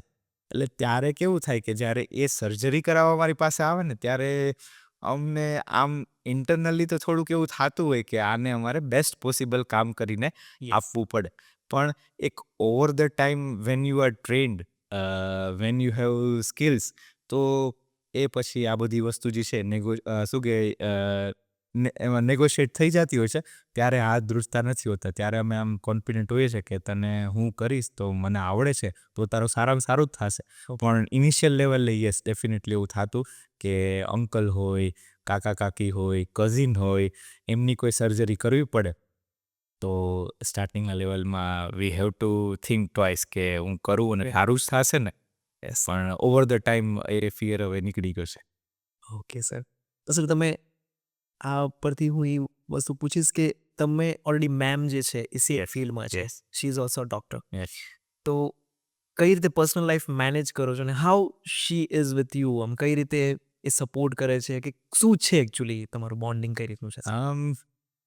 અમારે પહેલેથી છે ને એવો એક પ્રિન્સિપલ છે કે જે કોઈ બી માણસ જે વસ્તુ પહેલાં બોલે ને એટલે એમાં ના નહીં પાડવાનું. એટલે સપોઝ કે મેમને નાનો એક્ઝામ્પલ એવો કે મેમને શું કહેવાય મેગી ખાવાનું મન છે યસ. અને મને શું કે પાસ્તા ખાવાનું મન છે, તો હું પહેલાં એને એમ કહી દઉં ને કે ભાઈ આજે મારે પાસ્તા ખાવા છે, તો શી વિલ નેગોશિએટ કે ભાઈ હવે મારે પાણીપુરી કે મેગી કંઈ ખાવી નથી, આપણે પાસ્તાથી ચલાવી લેશે. અને સેમ વે એને જ્યારે એવું થાય કે મારે આ કરવું છે, કે મારે આ શું કે કરવું છે, મારે આજે ડે ઓફ જોઈશે કે મારે કિડ સાથે ટાઈમ સ્પેન્ડ કરવું છે, તો ગમે એવો રૂટીન શેડ્યુલ હોય, બિઝી શેડ્યુલ હોય, તો વી નેગોશિએટ ઈચ અધર એમ કે હા ઓકે. એટલે જ્યારે અમે એકબીજાને ના જ નથી પાડતા તો પ્રશ્ન અમારે બહુ મિનિમમ થઈ જતા હોય છે. That level of understanding you have, right? Yes. You both have. Because she is from same field, Yeah. so she tries to understand me. અને બીજી બાજુ શું કહેવાય, કિડનું એક ધ્યાન રાખવું, એક મોમ તરીકે કિડનું ધ્યાન રાખવું, શું કહેવાય વહુ તરીકે ફેમિલીનું ધ્યાન રાખવું, તો શી બેલેન્સીસ સો નાઇસલી એવરીથિંગ. એમ મને બેલેન્સ કરે, ફેમિલી બેલેન્સ કરે, કિડ બેલેન્સ કરે, અને એની સામે I try to balance her perspective. Course give and take વાળી વસ્તુ છે Definitely. જે બી રિલેશનશિપ હોય એમાં. સર દરેક ડૉક્ટર હોય છે ઓર એલ્સ કોઈ બી occupation, like if you ask me कि एज अ फिल्म मेकर हमें कोई पर्टिकुलर जॉनर हमारो फेवरेट हो, if my is a rom com और एल्स एक सिचुएशन कॉमेडी चाहिए, it's my favourite. I question weird हશે but for as a doctor what is your favourite surgery? એમાં બી કોઈ એવું હોતું હશે ને કે આ ફેવરેટ સર્જરી છે અમારી. Yes, of course. બધા ડૉક્ટરને ટૂંકમાં ઇન્ડિવિજ્યુઅલ લેવલે કે પર્સનલી કાંઈક ને કાંઈક ફેવરેટ તો હોય જ. આમ રૂટીનલી ભલે આપણે બધું જ કરતા હોય ને કરતા હોય, પણ પર્સનલી મારું ફેવરેટ છે, મને hip replacement I like it. એમ કે મને એટલી ખબર છે કે હું હિપ રિપ્લેસમેન્ટ કરું તો હું બેસ્ટ પોસિબલ આઉટકમ પેશન્ટ મારા હાથમાં આપી શકીશ. એટલે એ કોન્ફિડન્સથી જ્યારે હું કરતો ને ત્યારે મને હિપ રિપ્લેસમેન્ટ કરવું બહુ ગમે. મને બાકી બધી સર્જરી બી એટલી જ સારી રીતે ગમે. બટ ધેન અગેન કે મારા જે સર મેન્ટર હતા એનું એક જે પ્રોપર ડોમેન હતું ને એ હિપ હતું, તો એને અમને હિપમાં એટલું બધું એને ટૂંકમાં નોલેજ અને સ્કિલ્સ આપી છે ને, તો એના ઉપરથી અમને એવું થાય કે મને હિપ જ ગમે છે. આમ ઇનડાયરેક્ટલી અમને હિપ જ ગમે છે. એમ એટલે મારી પર્સનલ ફેવરેટ આમ મને પૂછો ને તો સરની બી પર્સનલ ફેવરેટ હિપ રિપ્લેસમેન્ટ હતી, મારી બી પર્સનલ ફેવરેટ હિપ રિપ્લેસમેન્ટ છે. Okay. So I got a answer. Yeah. મને એમ એકચ્યુઅલી એવું હતું કે આન્સરમાંથી તમે એમ થોડા જતા રહેશો, but I got my answer. Yes. Sir આ બધી સર્જરીઝ કે તમે તમારું જે કામ કરો છો એમાં કોઈ એવી એક રિવોલ્યુશનરી સોલ્યુશન તમે ઇન્વેન્ટ કરવા માંગશો કે એવું કંઈ બી એક તમે જોવા માંગો છો કે આ વસ્તુ થઈ જાય તો ઘણું આગળ વધી જશે અમારું કામ, ઓર એલ્સ ઘણું ઇઝી થઈ જશે અમારું કામ? તમે કોઈ એવી રિવોલ્યુશનરી ઇન્વેન્શન તમે વિચાર્યું હોય કે યુ વોન્ટ ઇટ? બેઝિકલી છે ને મેડિકલ ફિલ્ડની અંદર ઘણું બધું કામ ઓલરેડી થઈ ગયું છે યસ. અને એનાથી 100 ગણું કામ હજી કરવાનું બાકી છે. એટલે અત્યારના શું કહેવાય ટેકનોલોજી પ્રમાણે, અત્યારના નોલેજ પ્રમાણે મેઇન એરિયા ઓફ ઇન્ટરેસ્ટ જે છે હિપ અને નીની અંદર એક છે કાર્ટિલેજ વેરનો, કે કાર્ટિલેજ વેર એટલે કે જે ગોઠણનું જે સારી પરત હોય જે ઘસાય નહીં, એના માટે ઘણું બધું રિસર્ચ ચાલી રહ્યો છે. અને પ્લસ કાર્ટિલેજને અત્યારે શું કહેવાય પિગમાંથી કે બીજા કોઈ એનિમલમાંથી લઈને બી અત્યારે ટ્રાન્સપ્લાન્ટ કરવાની અત્યારે બધી મેથડ્સ ચાલી રહી છે, ઇન્વેન્શન્સ ચાલે છે. ઇનોવેશન ચાલી રહ્યા છે. એટલે ઘણી બધી જગ્યાએ સક્સેસ મળ્યું છે, પણ એ ગ્લોબલ લેવલે હજી સુધી બહાર આવ્યું નથી.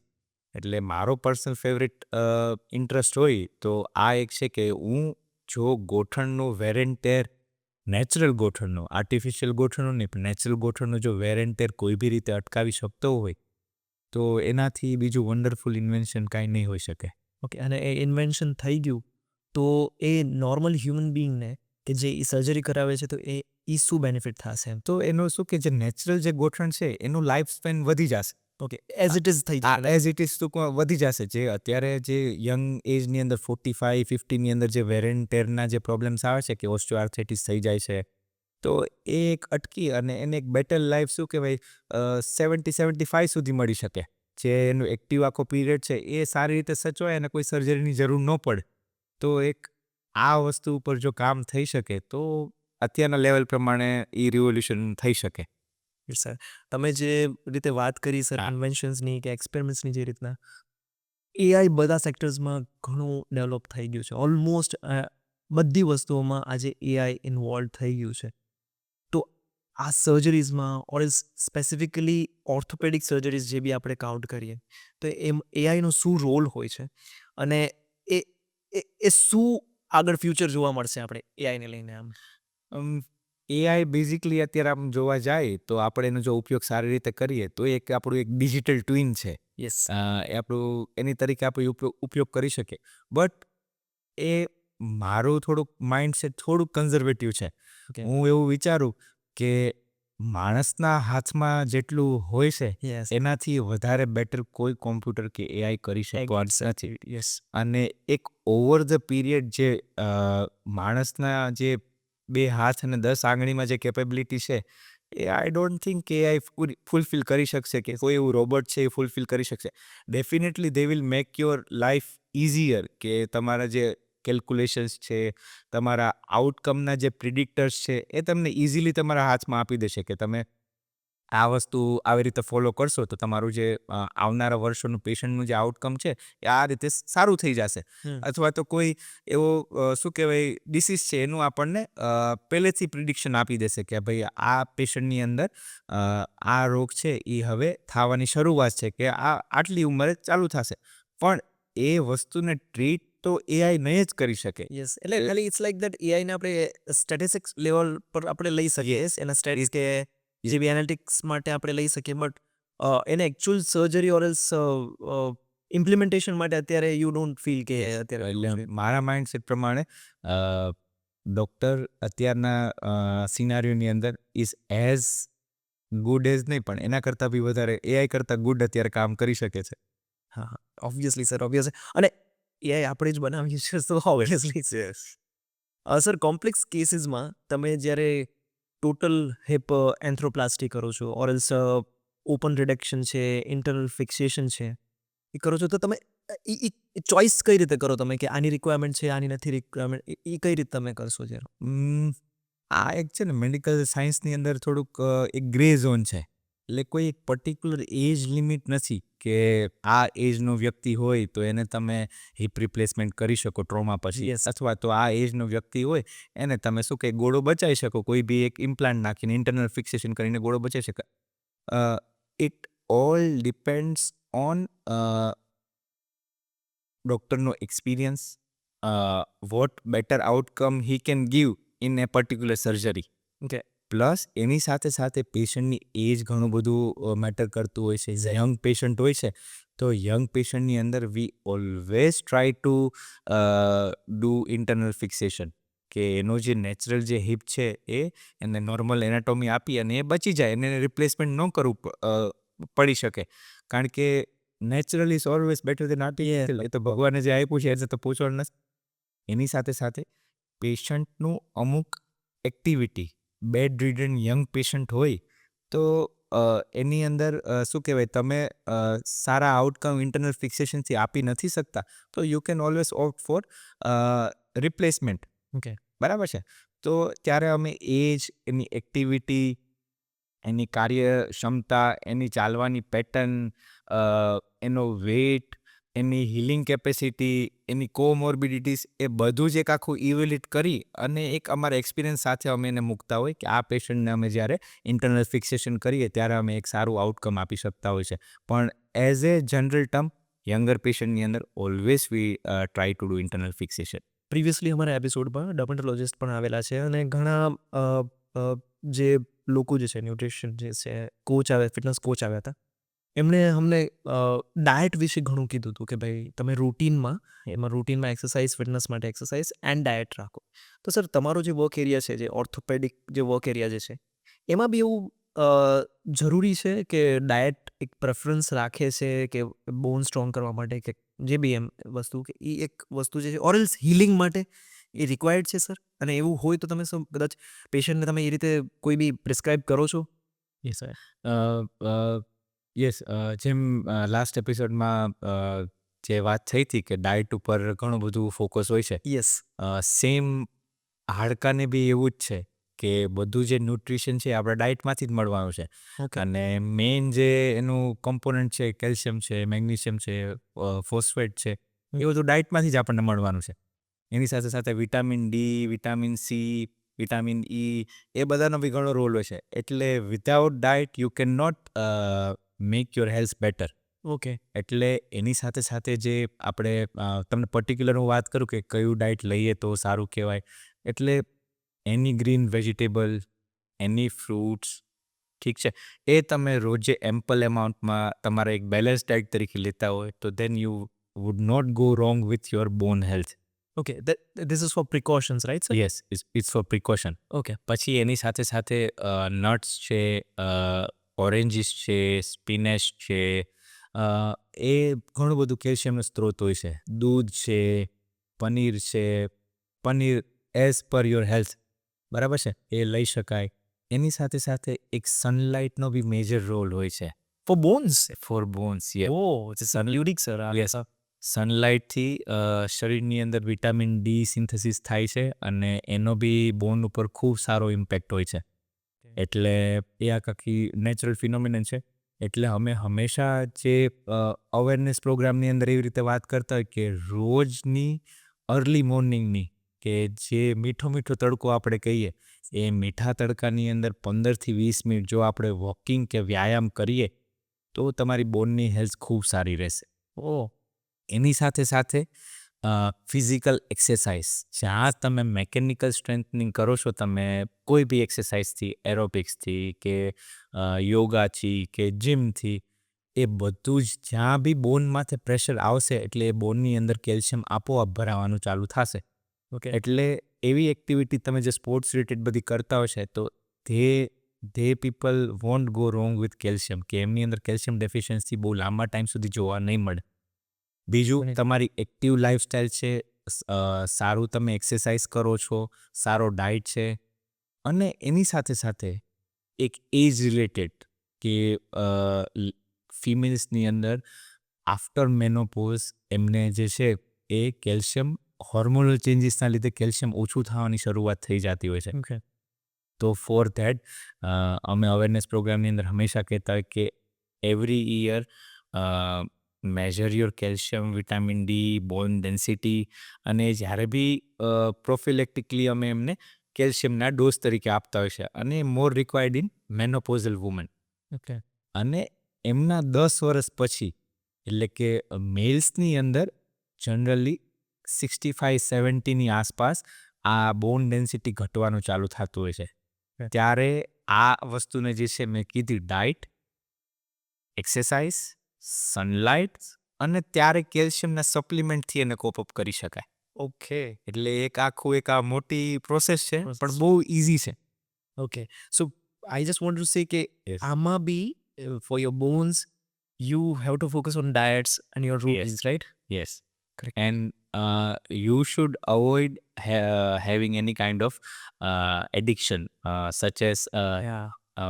તમાકુ ગુટકા છે, Yes. સ્મોકિંગ હેઝ બહુ ખરાબ ઇમ્પેક્ટ હોય છે બોન હેલ્થ માટે. હિપના એવિયન જે ગોળો સુકાય છે સ્મોકિંગથી, એના ચાન્સીસ વધી જતા હોય છે. ઘણી વખતે ફ્રેક્ચર થયા પછી ઘણા બધા ફ્રેક્ચર શરીરમાં એવા છે કે સ્મોકિંગના લીધે એની અંદર હિલિંગ કેપેસિટી આવતી નથી હોતી. એટલે સ્મોકિંગ એ બોન હેલ્થ માટે ઓપોઝિટ કામ કરે છે.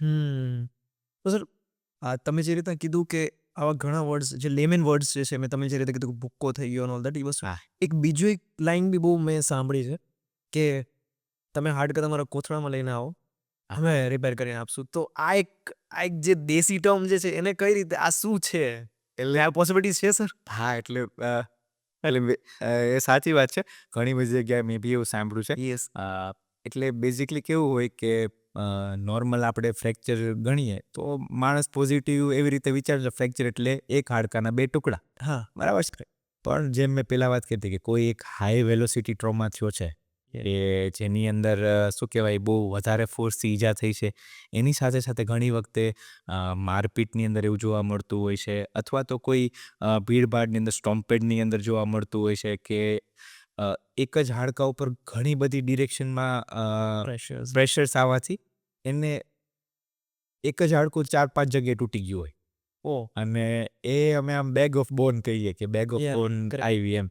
એટલે એ જ્યારે વસ્તુ થાય છે ત્યારે એ ઘણું સ્કિલ્સ એમાં કામ કરતી હોય છે કે એને આપણે હવે કેવી રીતે સારું કરીએ.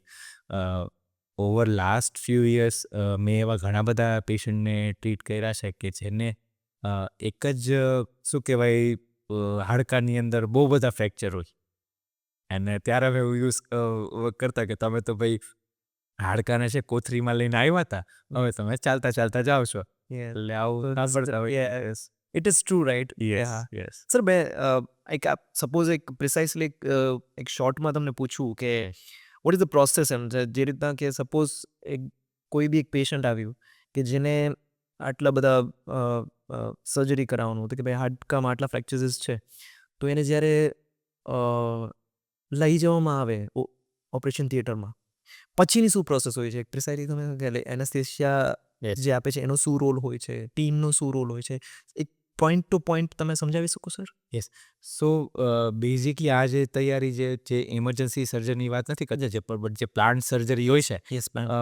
એની જે તૈયારી છે ને before a day or before 2 day એવી રીતે ચાલુ થઈ જતી હોય. બહુ મેજર કોમ્પ્લેક્સ સર્જરી હોય તો એ ઘણી વખતે લાંબુ પ્લાનિંગ કરીને કરતા હોય છે.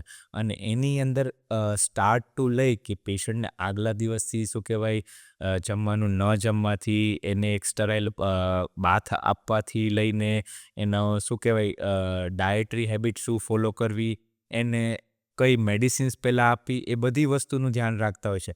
એની સાથે સાથે જ્યારે સર્જરીનો ટાઈમ જેમ જેમ નજીક આવતો જાય છે ત્યારે ઘણા બધા અમારા ચેકઅપ્સ હોય કે અમે ઇન્સ્ટ્રુમેન્ટ ચેકઅપ કરતા હોય કે બધા ઇન્સ્ટ્રુમેન્ટ છે, લાઇટ સોર્સ ચેકઅપ કરતા હોય કે બધા લાઇટ સોર્સ વર્કિંગ પ્રોપરલી છે, કે બધા સ્ટાફ બધા જગ્યાએ છે. એની સાથે સાથે જે પેશન્ટના શરીરની અંદર જે કોઈ વસ્તુ નાખવાની છે એ બધી સાઇઝીસમાં અવેલેબલ છે. અને એનું પ્રી ઓપ આખું એક ઇવોલ્યુશન કરતા હોય કે આ પેશન્ટ સર્જરીમાં જશે તો એને કોઈ બી વસ્તુનો કેટલો રિસ્ક રહેશે, એનેસ્થેશિયાનો કેટલો રિસ્ક રહેશે, એના બ્લડ રિપોર્ટ છે ઉપર નીચે કેટલા છે, એનાથી એને શું રિસ્ક રહેશે, તો એ બધી જ વસ્તુ પ્રી ઓપ અમે કરતા હોય છે. સર સોરી ટુ એટલે પ્રી ઓપમાં જે સર, તો એમાં એવું બી હોતું હશે ને કે એક પ્લાન બી બી હોતો હશે, ઓર સબસ્ટિટ્યુટ પ્લાન બી હોતા હશે ને? એટલે હંમેશા we keep plan B, but it's so natural. આ તો નેચરની બધી કરામત છે, and we are trying against nature. કોક વાર એવું થાય કે બહુ ખરાબ ફ્રેક્ચર હોય, એ સારી રીતે બેસતું જ ના હોય, તો એમાં ઘણા બધા ડૂઝ એન્ડ ડોન્ટ્સ હોય, એ વિચારીને અમે નેચરની અગેન્સ્ટ કામ કરી અને અમે રિઝલ્ટ આપવા ટ્રાય કરતા હોય. તો ડેફિનેટલી યસ, એવું થતું હોય છે કે we have to keep plan B. Okay. એટલે પ્લાન બીની અંદર ઇન્સ્ટ્રુમેન્ટથી લઈ, સ્ટાફથી લઈ અને ડૉક્ટરનું બી શું કહેવાય બધું આવી જતું હોય કે પ્લાન બીમાં કયા ડૉક્ટરને આપણે રાખવું. યસ. યસ. એન્ડ દેન પછી સર જ્યારે સો આફ્ટર દેટ પેશન્ટનું એક આખું વર્કઅપ ઓપરેશન થિયેટરની બહાર જાય, પછી ઓપરેશન થિયેટરનું આખું વર્કઅપ અમે ચેકલિસ્ટ બનાવ્યું હોય, એ ચેકલિસ્ટ ચેક કરતા હોય. અને ચેકલિસ્ટ જે છે એ અમારા ઓટીના જે વોલ હોય, મેઇન વોલ ઉપર, એ ચેકલિસ્ટ સ્ટાફ આખો ગો થ્રુ કરે, એનેસ્થેટિક ડૉક્ટર ગો થ્રુ કરે, અને જે ડૉક્ટર ઓપરેટ કરવાનો હોય એ આખું ચેકલિસ્ટ ગો થ્રુ કરી, અને then we invite patient over room. Yes અને after that most of the time આ બધું કરેક્ટ હોય તો બધી સર્જરી સ્મૂથલી થતી હોય છે. And the surgery starts with giving the patient anaesthesia, અને સ્પેસિફિકલી એ એનેસ્થેશિયન કરે છે ને, એવું હોય છે કે યુ કોલ ધેમ. એટલે અમારે પોતપોતાના જેમ કન્વિનિયન્સ પ્રમાણે અમારે એનેસ્થેટિક ભેગું અમારું Tie-ups હોય છે. ટાઈપ્સ હોય છે. અમારે ઇનહાઉસ એનેસ્થેટિક હોય છે. ઘણી વખતે કોમ્પ્લેક્સ કેસીસ, મોટા કેસીસ માટે એની ફિલ્ડના ટ્રેન એનેસ્થેટિકને મેં બોલાવતા હોય છે. તો અત્યારે તો શું કહેવાય, આપણા લેવલે તો we have a great team એમ, Yes. કે they are so skilful in their work. એના કામની અંદર એ ખૂબ પારંગત છે, ઘણા બધા વર્ષોથી અનુભવ હોય એમને. So they also play a very important role. Also play a very crucial role. Okay. એમ કે અમે હંમેશા અમારે જ્યારથી અમે આ ફિલ્ડમાં આવ્યા પીજી ટાઈમથી, ત્યારે અમારો સૌથી બેસ્ટ ફ્રેન્ડ હોય ને તો એ એનેસ્થેટિસ્ટ હોય. કે અમે કદાચ રાત્રે એને જો 3 વાગે બી એને કોલ કરીને, એમને આખો ડે બિઝી હોય, 12-12:30 એ બિચારા સુવા ગયા હોય, અને જો અમે 3 વાગે એને કોલ કરીએ ને તો એ હાજર થઈ જતા હોય છે. તો એ, અને પ્લસ એમની સ્કિલ્સ બી બહુ મેટર કરતી હોય. Course. And then surgery goes ahead. Yes. If surgery goes according to plan, then generally bonesની અંદર we wait for 3 weeks to 1.5 week, 3 weeks to 6 weeks. ત્યાં સુધી બોન છે હીલ થતું હોય છે. જેટલી ઉંમર નાની એટલી એની હિલિંગની કેપેસિટી વધારે, અને જલ્દી હીલ થતું. યંગર પેશન્ટ્સમાં વધારે ચાન્સીસ સ્પીડી રિકવરી ચાન્સીસ. બાળકની અંદર જે હાડકું ભાંગ્યા પછી 3 વીકમાં જોડાતું હોય, એ એક વૃદ્ધ વયની અંદર 6 અઠવાડિયાથી લઈને 9 અઠવાડિયા સુધી કદાચ જોડાતું હોય. એટલે એ એજ રિલેટેડ એનો એક હોય છે બોનને હીલ થવામાં. અને પછી જ્યારે બોન અમને એવું લાગે કે સર્જરી પછી જ અમારું બધું ફિક્સેશન સારું છે, અથવા તો આને સમય આપવો પડશે, એ પ્રમાણે અમે એને ફિઝિયોથેરાપી અને એની મુવમેન્ટ્સ ચાલુ કરાવતા હોય છે. સર યુઝ્યુઅલી જે બોન હોય છે ને, યસ. એ કેટલું પ્રેશર હેન્ડલ કરી શકે છે? Or else it's like that કે સપોઝ મારા જ એજનો બીજો વ્યક્તિ હશે, યસ.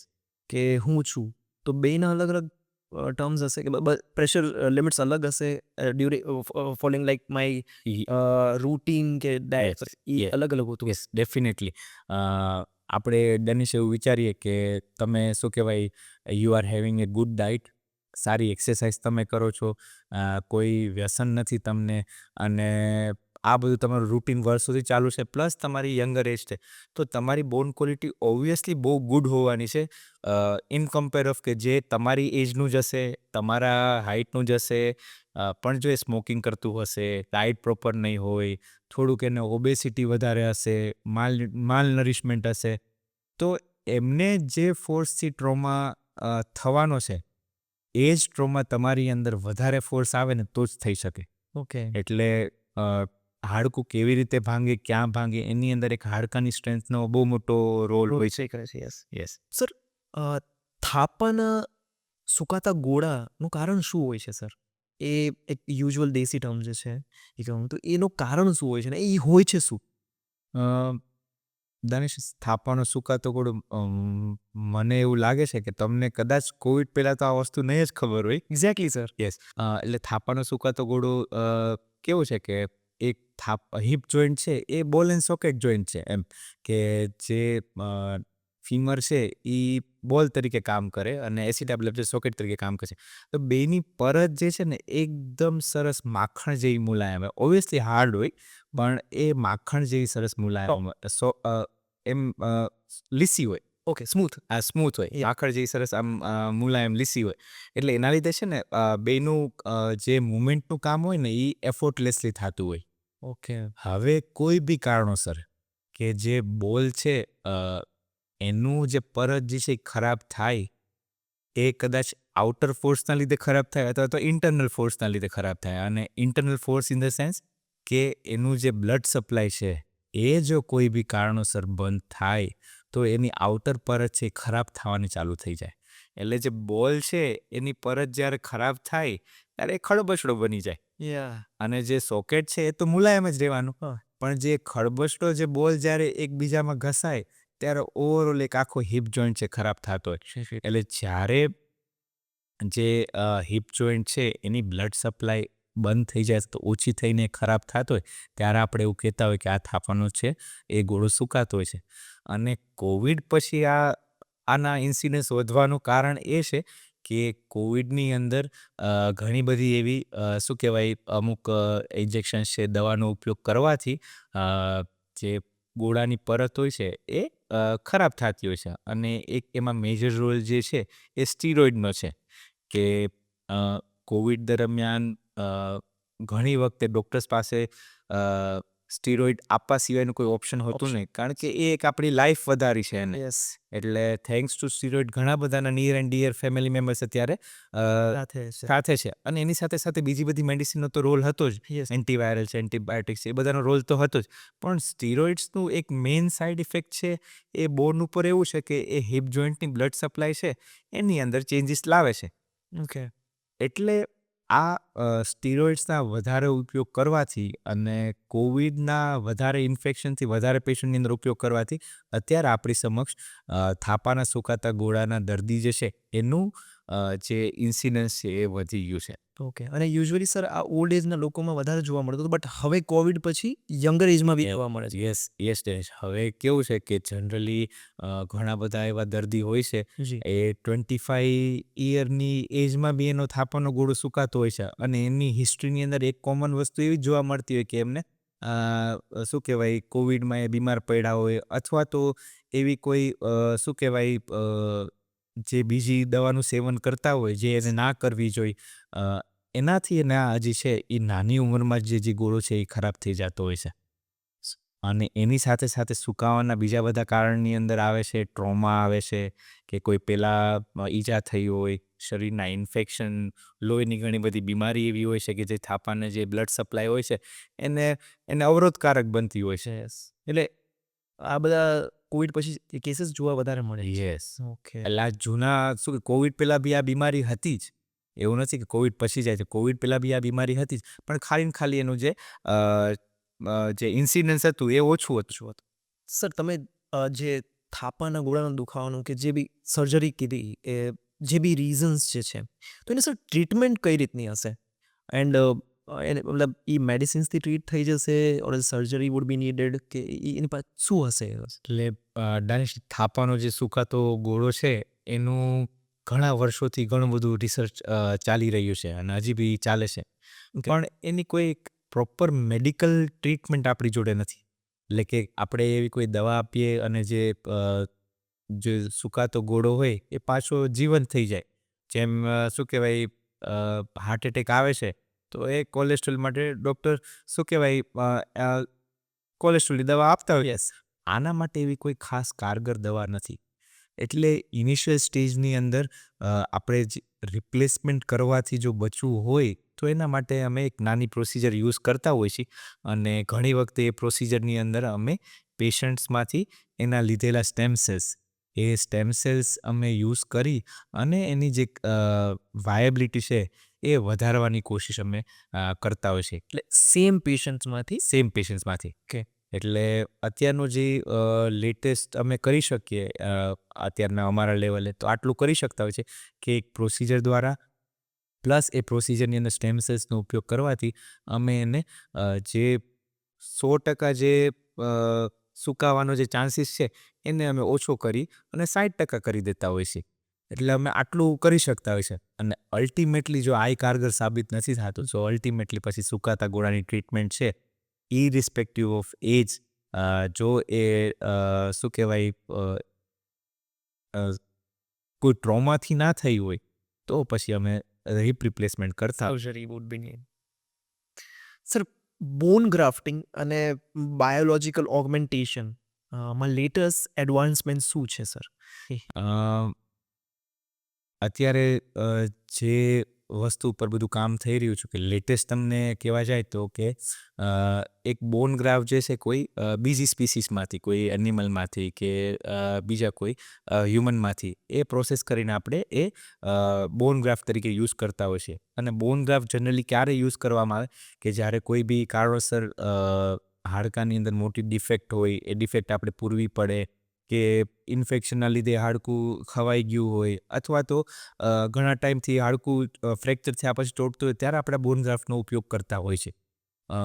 નાના મોટો બોન ગ્રાફ્ટ જે છે આપણે એ પેશન્ટના શરીરમાંથી જ કોઈ બી બીજા હાડકામાંથી આપણે લઈને ઉપયોગ કરી શકતા હોય, પણ જ્યારે ડિફેક્ટ મોટી હોય ત્યારે આપણે શું કહેવાય જેમ આપણે તમે વાત કરી કે બાયોલોજિકલ બધું છે પ્લસ બીજી જગ્યાથી બોન ગ્રાફ્ટ લેવો પડતો હોય એટલે અત્યારે શું કહેવાય પ્રોસેસ્ડ બોન ગ્રાફ્ટ છે બીજા શું કહેવાય બીજા હ્યુમનમાંથી આપણને મળતો હોય છે. બીજી સ્પીસીસમાંથી બોન ગ્રાફ્ટ સારી રીતે કામ કરી શકે એના માટે અત્યારે કામ ચાલી રહ્યું છે. પ્લસ આર્ટિફિશિયલ જે ટૂંકમાં સપ્લિમેન્ટ કહી શકાય એવું ઘણું બધું બી આવતું હોય છે. Available છે. હા, અવેલેબલ છે કે માર્કેટમાં કે જે બોન ગ્રાફ્ટની જગ્યાએ આપણે કેમિકલનો ઉપયોગ કરી શકતા હોય છે. કેલ્શિયમમાં હાઇડ્રોક્સી એપેટાઇટ, હાઇડ્રોક્સી ફોસ્ફેટ એ બધાના આપણે યુઝ કરી શકતા હોય છે. સર, પેલ્વિક ટ્રોમા સર્જન જે છે એની સૌથી અંડરરેટેડ સ્કિલ કઈ હશે સર? કારણ કે આ અમે જોઈએ છે કે ભાઈ તમે કોઈ બી એમ રિપેર કરી દો છો એવું હશે, બટ એક અંડરરેટેડ સ્કિલ કઈ હશે સર? અ, અ, એક મારા પર્સપેક્ટિવ તો એવું કહી શકાય કે સ્કિલ તો કેવું છે કે સમય સાથે ને પ્રેક્ટિસ સાથે ડેવલપ થતી હોય છે. બટ અંડરરેટેડની વાત કરીએ ને તો એક અમારે એવું ડિક્ટીમ છે કે failing to plan is planning to fail. Okay sir elaborate કરશો? એટલે તમે કોઈ બી સર્જરી જ્યારે એમ જ એકદમ રશમાં કરતા હો છો, જ્યારે તમે પ્લાનિંગ કરતા નથી ત્યારે તમે ઓલરેડી એવો પ્લાન કર્યો છે કે તમે ફેલ થવાના છો. ઓકે. ખ્યાલ આવ્યો? એટલે કોઈ બી ડૉક્ટરની અંદર મારા હિસાબ પ્રમાણે અંડરરેટેડ સ્કિલ હોય તો એ ફેલિયર ટુ પ્લાન છે. એ જો સારી રીતે પ્લાન કરીને જાય તો એ જનરલી સારું જ કરીને આવતો હોય છે, પરફોર્મ કરીને આવતો હોય છે એમ. Okay. So this is the thing in which we can call એક અંડરરેટેડ સ્કિલ હશે. Correct. Like it just because કે એક ઓવર કોન્ફિડન્સ ના આવી જાય. યસ. Okay sir. તમે ઓલરેડી પાછળ મેન્શન કર્યું સર, ડ્યુરિંગ ધીસ કન્વર્ઝેશન તમે મેન્શન કર્યું કે યંગર ને ઓલ્ડર પેશન્ટ્સમાં જોઈન્ટ રિપ્લેસમેન્ટ જે છે, ની રિપ્લેસમેન્ટ એ જોઈન્ટનું, તો એ કરે છે તો એનું તમે કીધું કે રિકવરી કઈ રીતે આવે છે કઈ રીતે, બટ રિહેબિલિટેશનનું શું પ્રોટોકોલ્સ હોય છે સર? એમાં મેઇન ડિફરન્સ શું છે એલ્ડરલી પેશન્ટ્સમાં અને યંગર પેશન્ટ્સમાં? આમ ગ્રોસલી જોવા જાય તો ઘણો બધો ફેર છે ને આમ ગ્રોસલી જોવા જાય તો પ્રિન્સિપલ્સ ઓફ ફિઝિયોથેરાપી તો સેમ જ છે. કરેક્ટ. કે શું કહેવાય એમનું અર્લી એમ્બ્યુલેશન થઈ જાય, જે બી પાર્ટનું તમે સર્જરી કરી અર્લી એમ્બ્યુલેશન થઈ જાય, સારી રીતે હીલ થઈ જાય અને પ્રોપર રીતે હીલ થાય કે એના અલાઇનમેન્ટમાં અને એના રોટેશનમાં સારી રીતે હીલ બંનેમાં સેમ જ થવું જોઈએ. પણ જ્યારે પોસ્ટ ઓફ વાત કરીએ આપણે ફિઝિયોથેરાપીની તો એક પેશન્ટ ટુ પેશન્ટ બહુ વેરી કરતું હોય છે કે યંગર પેશન્ટની અંદર જ જે કોઓપરેટિવ પેશન્ટ છે એ સારી રીતે ફિઝિયોથેરાપી કરીને સારું આઉટકમ લાવી શકતું હોય છે. સ્પોર્ટ્સ ઇન્જરીની અંદર મેઇન આ વસ્તુનું કામ લાગતું હોય છે કે સ્પોર્ટ્સ ઇન્જરીના સર્જરી કર્યા બાદ જો એ સારું રિહેબ અને પ્રોટોકોલ એ યુઝ કરીને એ ફોલો કરતું હોય છે પેશન્ટ તો એને ખૂબ સારી બેનિફિટ મળશે. એની સામે એ જ એજનું પેશન્ટ એ જ પેટર્નનું એને શું કહેવાય ઈજા અને એ જ ડૉક્ટર પાસે સર્જરી કરાવીએ પણ એ જો સારી ફિઝિયોથેરાપી નથી કરતું તો એની મૂવમેન્ટ જે છે એની અંદર આઉટકમ આપણને સારા મળતા નથી હોતા. કરેક્ટ. પ્લસ જ્યારે આપણે ઓલ્ડ એજની વાત કરીએ ત્યારે ડેફિનેટલી ઓલ્ડ એજની અંદર હિલિંગ કેપેસિટી ઓછી હોય છે, પેઇન ટોલરન્સ ઓછું હોય છે, બટ ધેન અગેન એના રિક્વાયરમેન્ટ પ્રમાણે એક ડૉક્ટરની રિસ્પોન્સિબિલિટી બનતી હોય છે કે આપણે કે એના કસ્ટમ મેડ સૂટ કહીએ ને એના રિક્વાયરમેન્ટ પ્રમાણે આપણે એને ફિઝિયોથેરાપી આપવી પડતી હોય છે. અને ઘણી વખતે આ બધી વસ્તુ છે ને એક સિમ્પલ અને નાના એવા મોટિવેશનથી બહુ કારગર સાબિત થતી હોય છે. અચ્છા, સો ઇટ્સ લાઈક દેટ કે આ એવું છે કે ક્યાંય ને ક્યાંક you have to be like Munnabhai. Yes, કારણ કે અત્યારે આમ જોવા જાય તો જેટલા દર્દીઓ છે તો બધાની પાસે શું કહેવાય એક સારા ફિઝિયોથેરાપી યસ, એક શું કે દૂરથી કોઈ પેશન્ટ આવ્યું હોય તો એ ઘરે ગયા પછી એ ધ્યાન નથી રાખવાનું. પણ જો એ પેશન્ટ ઓલરેડી મોટિવેટેડ હોય ને યસ, તો એને શું કહેવાય જો એ બધું જ ફોલો કરે ને જે ડૉક્ટરે કીધું હોય તો એને ઘણા બધા એના પ્રશ્ન ટળી જતા હોય છે. ભલે પછી એની પાસે નજીકના કોઈ સારા ફિઝિયોથેરાપિસ્ટ ના હોય, અમે રોજે એને જોઈ ન શકતા હોય, પણ એક સેલ્ફ મોટિવેશન એનામાં હોય ને તો ઘણા સારા રિઝલ્ટ આવતા હોય છે. તો યુ મીન ટુ સે કે જાદુ કી જપ્પી રિયલી વર્ક્સ એમ. યસ યસ સર એક એક ક્વેશ્ચન છે, એક serious question. Sir, severe osteoporosis yes વધારે પેશન્ટ્સમાં તમે જોઈન્ટ રિપ્લેસમેન્ટ કેમ મેનેજ કરો? જેમાં વધારે હોય એ વસ્તુ તો કઈ રીતે મેનેજ? જનરલી ઓસ્ટિયોપોરોસિસ યંગર આપણા પોપ્યુલેશનની અંદર બધા મહેનતુ ખૂબ હોય છે અને શું કહેવાય રૂટીન તડકામાં ફરતા જ હોય છે. એટલે યંગર પોપ્યુલેશનની અંદર ઓસ્ટિયોપોરોસિસના ચાન્સીસ ઓછા હોય છે. અને જ્યારે મેલની વાત કરીએ ત્યારે આ વસ્તુ ઓછી જોવા મળતું હોય. What is osteoporosis? ઓસ્ટિયોપોરોસિસ એટલે જેમ કોઈ બી એક સિમેન્ટનો બ્લોક હોય, બરાબર છે, એ સેમ સાઇઝનો બ્લોક હોય, એની આપણે ઘનતા કહીએ ને કે ડેન્સિટી, યસ, ઘનતા ડેન્સિટી, કે એ જ સાઇઝનો સિમેન્ટ બ્લોક છે કે એ વધારે હેવી છે કારણ કે એની ઘનતા વધારે છે. યસ, અને એ જ સાઇઝનો સિમેન્ટ બ્લોક ફોરો છે કારણ કે એની ઘનતા ઓછી, ડેન્સિટી ઓછી છે. કરેક્ટ. સેમ વસ્તુ બોનમાં કામ કરે છે કે યંગર પોપ્યુલેશનની અંદર એની જે કેલ્શિયમ ને ફોસ્ફરસ મેગ્નેશિયમની ડેન્સિટી હોય છે એ વધારે હોય છે. અને જ્યારે ઓલ્ડર પોપ્યુલેશનની અંદર ઘણા બધા ફેક્ટરના કારણે એ ઓછું હોય છે. તો જે ઘનતા ઓછી થવાના કારણે એનો જે ક્રાઇટેરિયા મેટ ન થતો હોય એને આપણે ઓસ્ટિયોપોરોસિસ તરીકે આપણે લેબલ કરતા હોઈએ છીએ, એક લેમેન્ટમમાં વાત કરીએ, બરાબર છે. હવે આ જ વસ્તુ જ્યારે કોઈ સર્જરી છે જેમ કે રિપ્લેસમેન્ટ છે અથવા તો કોઈ ટ્રોમાની સર્જરી છે એ એક યંગ પોપ્યુલેશનમાં આપણે કરતા હોય તો એક બોનનો ખૂબ સારો સપોર્ટ મળતો હોય.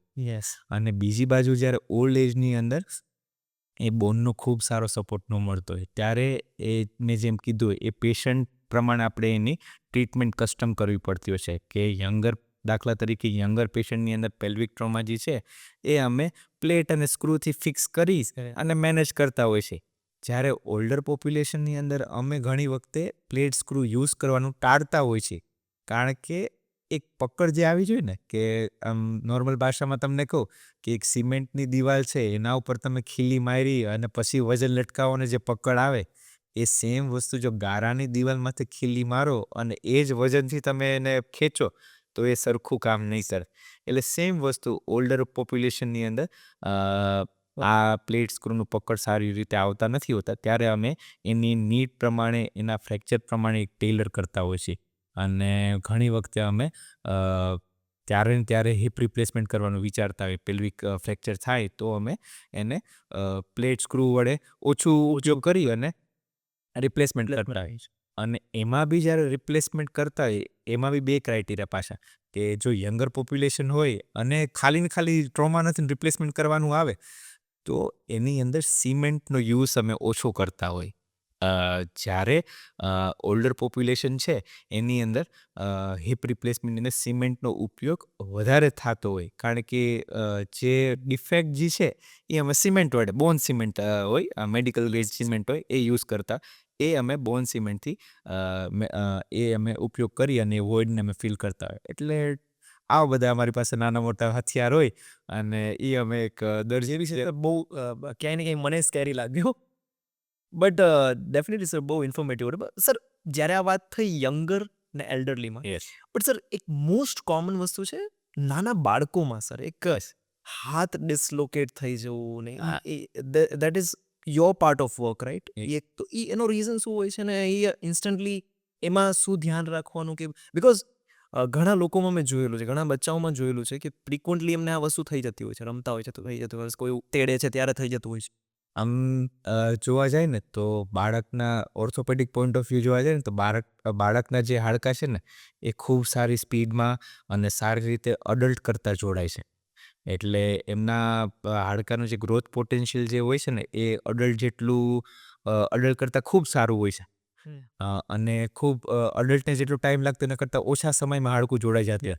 પણ જેમ તમે વાત કરી કે ઘણી વખતે એલ્બોના એવા ડિસ્લોકેશન્સ થતા હોય, શોલ્ડરના ડિસ્લોકેશન્સ થતા હોય, તો એમાં મુખ્યતઃ કેવું હોય કે એક આપણો જે શરીરની જે મર્યાદા છે કે એક પર્ટિક્યુલર જોઈન્ટ જે છે એ એક પર્ટિક્યુલર મુવમેન્ટમાં જ કામ કરતી હોય છે. કે એલ્બો જે છે એનું એક્સટેન્શન જેટલું ફિક્સ છે કે એલ્બો જેટલો લાંબો થાય છે એટલો જ લાંબો થઈ શકે.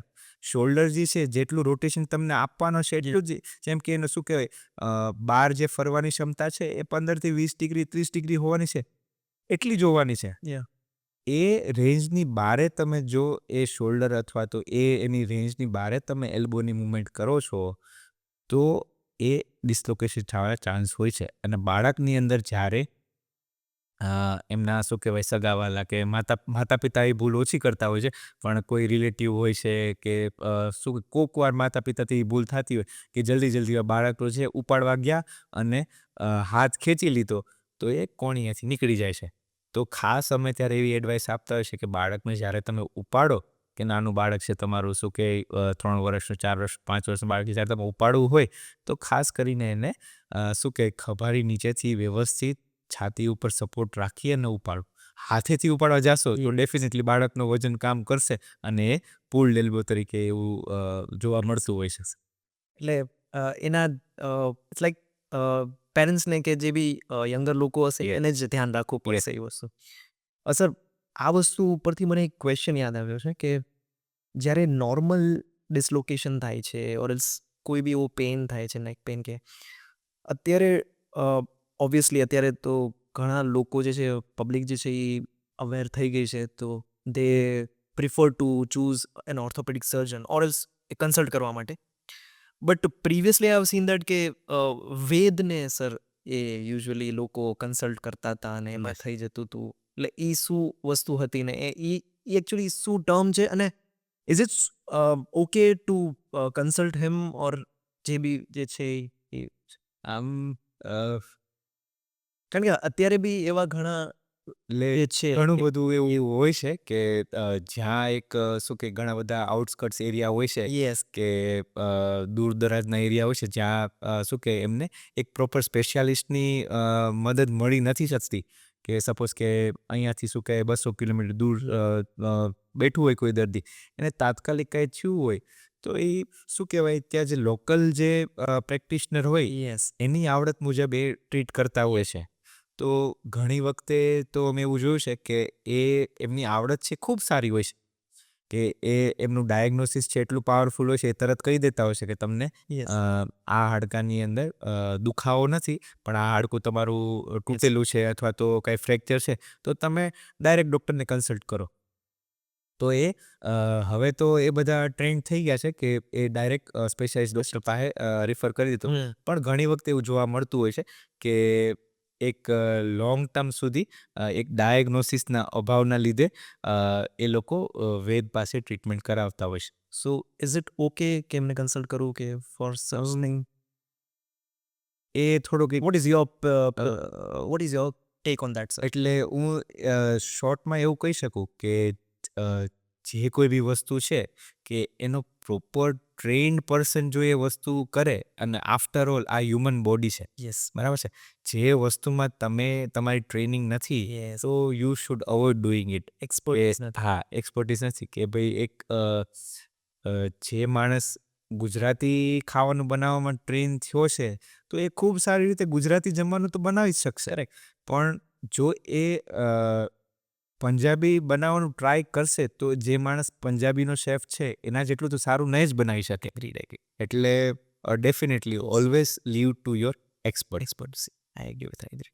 સર, આખી એક ઇન્સાઇટફુલ જર્ની હતી તમારી સાથે અને એક ડિટેલિંગ જે મળી, because for me it was like that સ્ટાર્ટિંગથી મેં કીધું કે જે રીતનું this area was really very scary for me, અને ઘણું ઇન્ફોર્મેશન મળી, અને ક્યાંય ને ક્યાંય હવે મારા માઇન્ડમાં આ વસ્તુ જે છે કે એક ઇઝીલી હું લેવા માંડ્યો છું કે સપોઝ કોઈ બી એવા કોમ્પ્લિકેશન્સ થાય છે તો એના સોલ્યુશન્સ આ રીતના છે અને એ સોલ્યુશન ઇઝીલી તમે ઓપ્ટ કરી શકો છો. સો બટ ઘણા લોકો જે છે તેમ તમે ઓર્થોપેડિક બ્રાન્ચ ચૂઝ કરી તો ઘણા એક એસ્પાયરિંગ ઓર્થોપેડિક સર્જન હશે જે આપણું એપિસોડ પણ જોતા હશે, સ્પેસિફિકલી પેલ્વિક ટ્રોમામાં જેને ઇન્ટરેસ્ટ હશે, તો એના માટે તમે શું કહેવા માંગશો અને એક બેસ્ટ એડવાઇસ શું હશે એ લોકો માટે સબીલ? એમને હું મારા તરફથી એક જ મેસેજ દેવા માંગુ કે તમે જે કાંઈ બી કરો છો, whatever you do, just give your 100%, કે તમારું ખૂબ મહેનત સાથે 100% તમે આપો. અને જ્યારે બી તમે કોઈ બી કામ કરતા હોય ને તો અમારા ગુરુજી સંત છે ડૉક્ટર સ્વામી, એ એવી રીતે વાત કરતા હોય કે તમે કાંઈ બી કામ કરો તો એની અંદર એવી વૃત્તિ રાખીને કામ કરો કે તમારે વર્લ્ડ બેસ્ટ બનવાનું છે. એટલે આપોઆપ તમે ઇમ્પ્રૂવ થશો કે તમારી કોમ્પિટિશન જે છે એ તમારી પોતાની જાત સાથે છે. તમે રોજે તમારી જાતને એટલી કેપેબલ બનાવો કે તમે એક વર્લ્ડ બેસ્ટ તરીકે કામ કરી શકો. તો એક આ મોટો સાથે તમે કામ કરો તો શું કે આસપાસની કોમ્યુનિટીને બી ખૂબ ફાયદો થવાનો છે. Obviously sir, great sir, great. અને આ ઇટ સેલ્ફ આખો એપિસોડ એ બધા એસ્પાયરિંગ સ્ટુડન્ટ્સ માટે ઘણો ઇન્ફોર્મેટિવ હશે. Sir, thank you so much for being here. એક ઇન્સાઇટફુલ ડિટેલિંગ જર્ની આપવા માટે. વોટ ઇઝ ઓર્થોપેડિક સર્જન એ અમને ખબર પડી આજે એક ડિટેલ, કારણ કે આટલું કોઈ દિવસ ખબર નથી કે શું છે. And thank you so much for being here. Before concluding sir, I would like to ask you કે how was your experience here? પોર્ટ ટ્રીપમાં કેવો એક્સપિરિયન્સ રહ્યો sir? And how was experience sir, please? Danish, એક વસ્તુ તો બહુ ક્લિયર છે કે you are a wonderful anchor, orator, whatever you are doing, you are best in your field. અને આ સેટઅપ એટલું સારું છે ને કે આમ આવીએ ને તો ખૂબ પોઝિટિવ વાઇબ્સ લાગી. હું તો ઘણી બધી જગ્યાએ ગયો છું, બટ આ મારું પર્સનલ ફેવરેટ સેટઅપ છે. Thank you. It means a lot, sir. It means a lot. And thank you for being here once again, sir. Before continuing, thank you so much for being here. Pod Trip, the Gujarati podcast show.